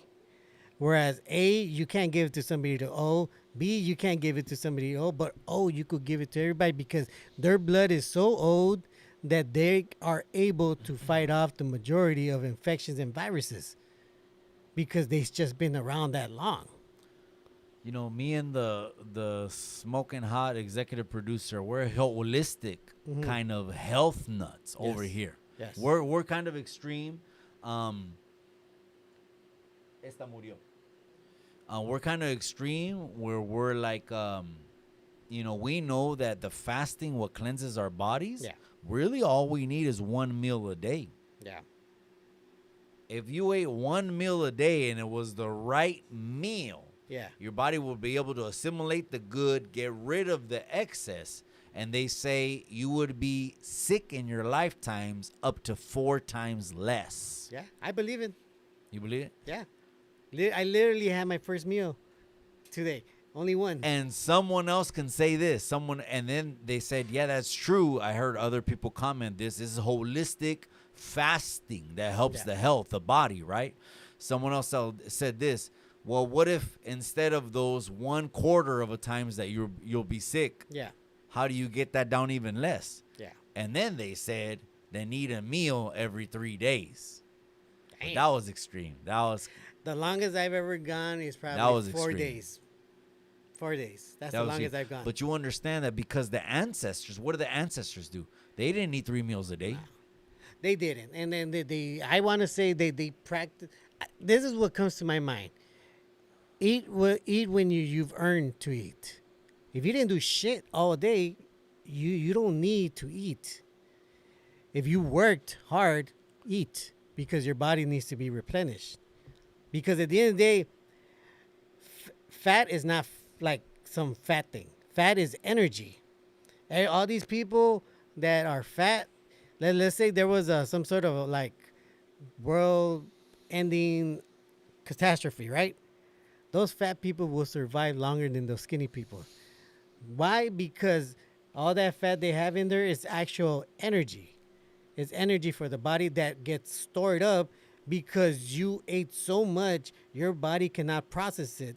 So your body has to store it in the way of fat. But it's actually energy that's only just accumulating. Because it's crazy. I saw a video. I saw a TV channel. It said my 400-pound life. Shit. And the doctor of the 400-pound life, pinche mona, that walked into that thing, she goes, "Doctor, I can't just eat this Jell-O and this soup."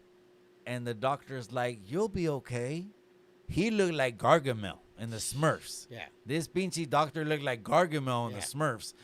And he was like, no. I need you to, I need more food. Yeah. And he was like, but Rhonda, you have enough where if you haven't eaten to survive for like 3-4 weeks. Yeah. Yes, it's true. She didn't want to hear that because she's used to Popeyes Dang. every Yeah. single day. But now she's there because she needs to have some kind of pinchy surgery. Again, health is real important. Miss Chicano Tube is huge, big Yeah. on it. Yeah. I just came off a 72-hour fast. That's wild, huh? And right when I came back from L.A., Yeah. and ate some of the best tacos, Yeah. mole. Yeah. I love mole. Oaxacan food Chocolate. in the state. Mm. I want to give a shout out to everyone in LA. Yeah. The food is. Appreciate it. I can't eat that every day, cabrón. I'd Yeah. be like the Michelin man. Hey, LA people are spoiled when it comes to food. They got a lot They of can variety. go down They the got street and it smacks. Yeah, definitely. And it's crazy, man, because you know what? It's crazy, man. The widows, I don't know. They shouldn't be living that long. And an interesting fact here that I saw, you could check out if it's real or not. Before the 1840s or 1850s, white people were only able to live up to their 35 to 45. They were only able to live that far. Meaning by 45, you're going to die already. That's everyone. All the widows. All of them died before 45. They didn't live that long. You know how they were able to live longer? One politician or lawyer from the East Coast, they didn't want to be a lawyer anymore. I think he was a lawyer. He didn't want to be a lawyer anymore. He wanted to be a painter. So what he did was go cross country, check out the landscape, paint them, meet the native people, talk to them, check them out, paint them. But he came to this realization: why is it that these people are old? Like, they're really old. Like, we don't get like that. We die like young. Once you're 45, you're already ready to die. That's it. What he found out about the natives is that they would practice something every day. They would practice something every day. And you know what that was? Breathing. But you know how they were breathing? And this is why I thought it was interesting. The Native Americans religiously practiced and taught their youngins to breathe through their nose and exhale through their mouth. Apparently, back in the days, around that time, white people only breathe through their mouth. That's it. They never really used their nose. And as you know now, you have nostrils have the ability to grab bacteria in the air, and you have it keeps it from going inside. Back in the day, the whites only breathe through their mouth, so any kind of bacteria they would get, anything that they only because they only breathe through their mouth, they don't stop things from getting inside. So when this one widow saw that they did this, he started doing it, and this widow was the first widow in history. Speaking of widows, it was Dr. Gary Brecka, the one that changed Dana White's life. Really? He's the one that instituted a keto diet, 100% keto reset. Yeah. Okay, that included fasting. And then from there, he did all of that. He even put his feet en la tierra or arena with nature. Y que tocando árboles. Grounding, huh? Did the whole thing. And they know what, and because remember, he was an insurance estimator. Yeah. Insurance companies contracted este vato, and he would have to professionally provide an estimate on how much life they had. Yeah.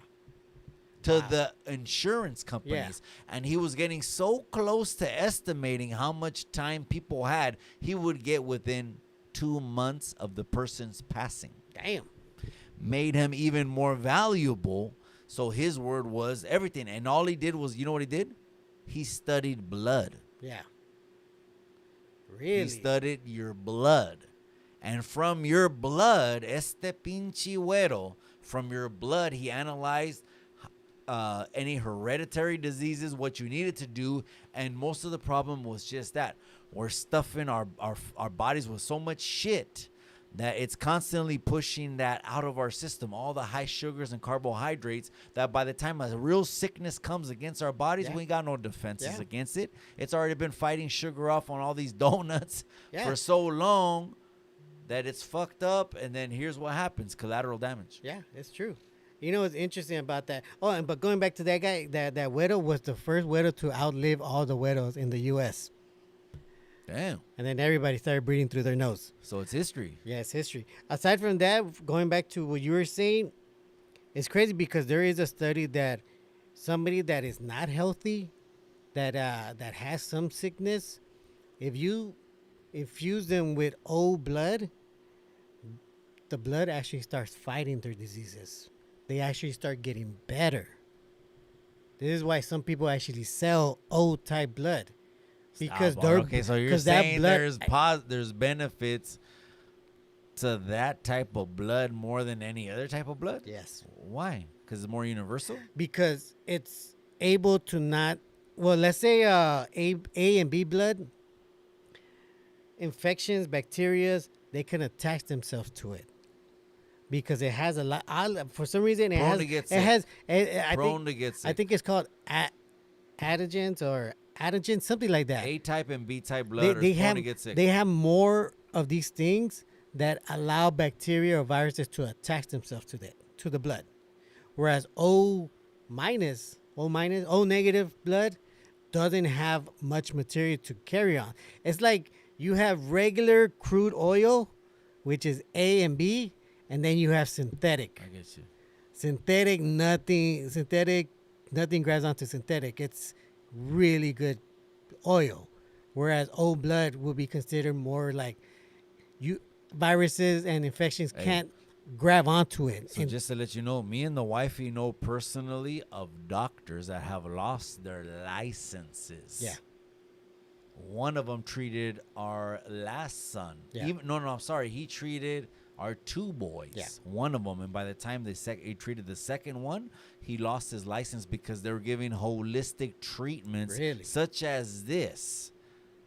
Instead of going to right in this county. I can name them to you. Yeah. I can name them to you. Really? You know? And it's crazy because they'll do that. They'll cancel you because you're cutting off las pastillas, which is, you know what it is. It's one of those industries that just controls the lot of what goes on. Yeah. A lot of people didn't even know. Did you know this? That the top 3 processing companies in the world originated as nicotine companies? And the reason I tend to believe that, but I haven't done more research when I heard this thing, is because they're saying they're just looking for one thing to make it as addictive as possible to the next. Yeah. And the next thing always is a lot of carbohydrates and sugars.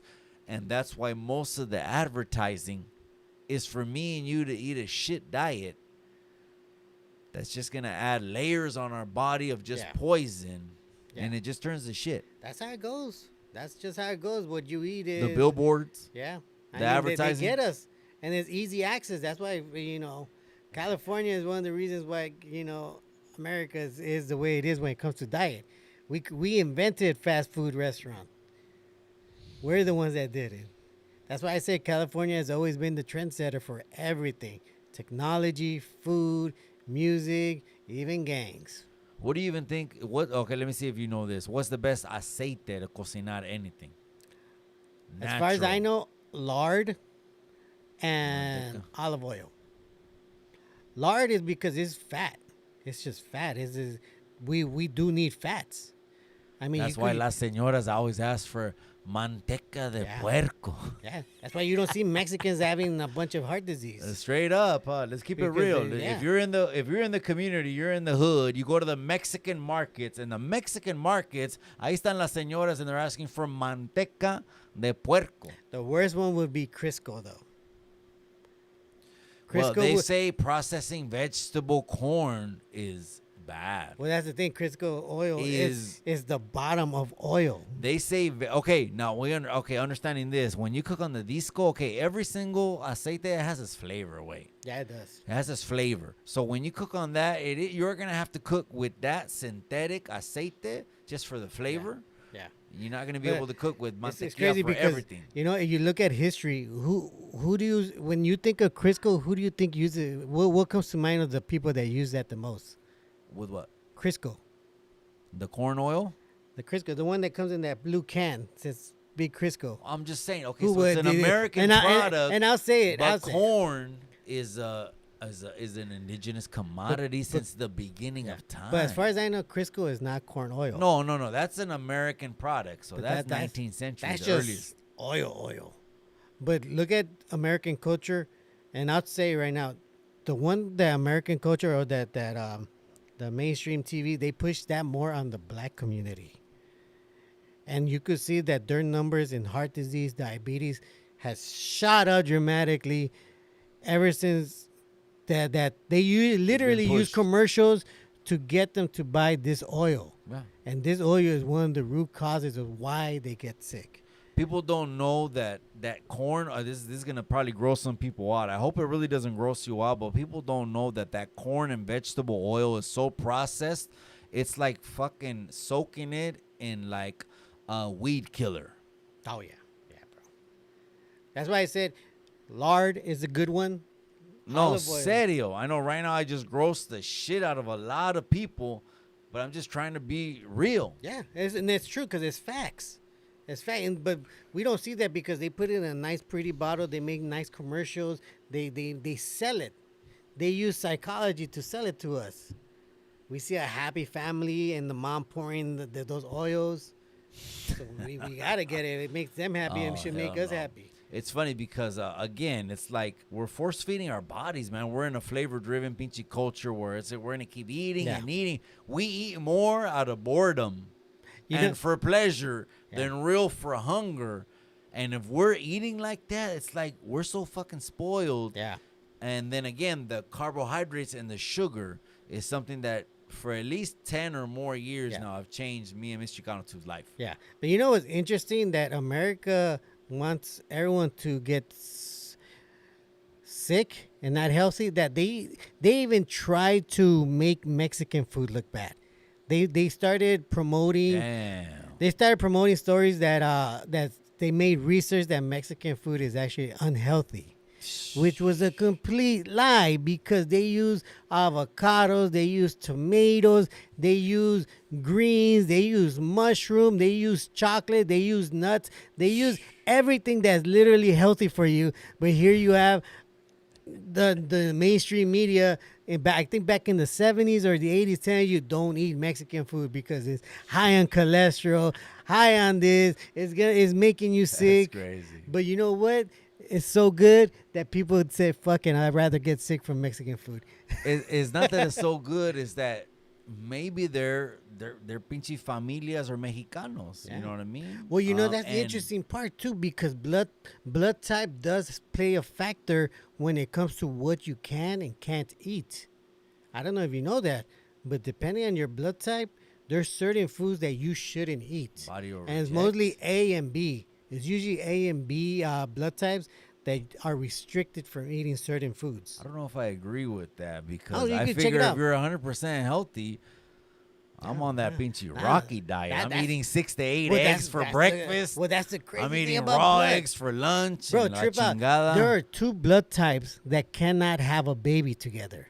If you had a man with this blood type and a woman with this blood type, and he got her pregnant, the body would automatically reject it. Doesn't matter how many times they try to have a baby, it would not allow it because of their blood type.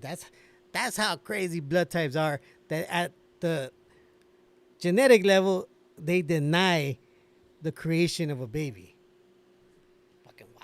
And you don't have to Absolutely. believe me. You could actually look that up by yourself, and you could see that I am not lying, and it would trip you out that's real. That's right. Live on Chicano 2, live on Chicano Street. I don't even know if we're able to get any rest of these questions that we got right here, but we You got hit questions? well, we hit the $1 million ones. Yeah, You know, oh, yeah, there you viral go. moment number 1. All right. Viral moment number 2. Questions about past, present, future. Go back and listen to all of those, you guys. great. I'm gonna give you last words that we got of the night, and then I'm gonna go ahead and say some last words. All right. Well, first of all, shout out to the live chat.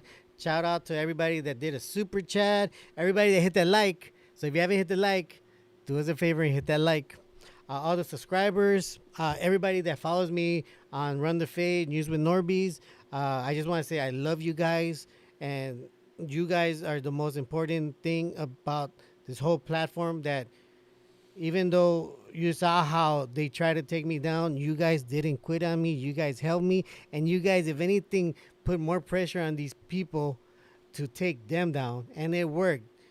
I don't get the credit. You guys get the credit. You guys are the people. You guys are the power. You guys get to decide who goes up and who goes down, and I thank you for keeping me up. Aside from that, shout out to the Tony Vision team. You guys know who you are, and I'm gonna give a more proper shout out to the people that supported me as far as their own platforms. On the channel, coming soon. Yeah, on the channel coming soon. So Okay, stay tuned cool. for that. Good So shit, aside good from that, shit. thank you to everybody for tapping in. That's right. Gracias to everyone on YouTube Landia. Tuning in tonight, live on Chicano Tube, live on Chicano Street. We got plenty more interviews coming up, but we got Norbeez in the casa who clarified a lot of things. So gracias for the likes. We want to say gracias for the dislikes. Gracias for the haters. Gracias for everyone that says no manchen, whatever it is that you said. Hey, at least you're on Chicano Tube here. The voice of Chicanos, the voice of the raza. Here's where we're uniting and getting our voice together. So we appreciate you guys for tuning in tonight. If you're listening on podcast style, do the same favor, though. Hit the X, and you can hit the like. That's all we ask right now as we wrap this up. Hit the X, hit the like, and we are out, you guys. You'll be seeing many more episodes coming real soon. But remember what I always say. Remember what I always say. In the end, all you got is the memories.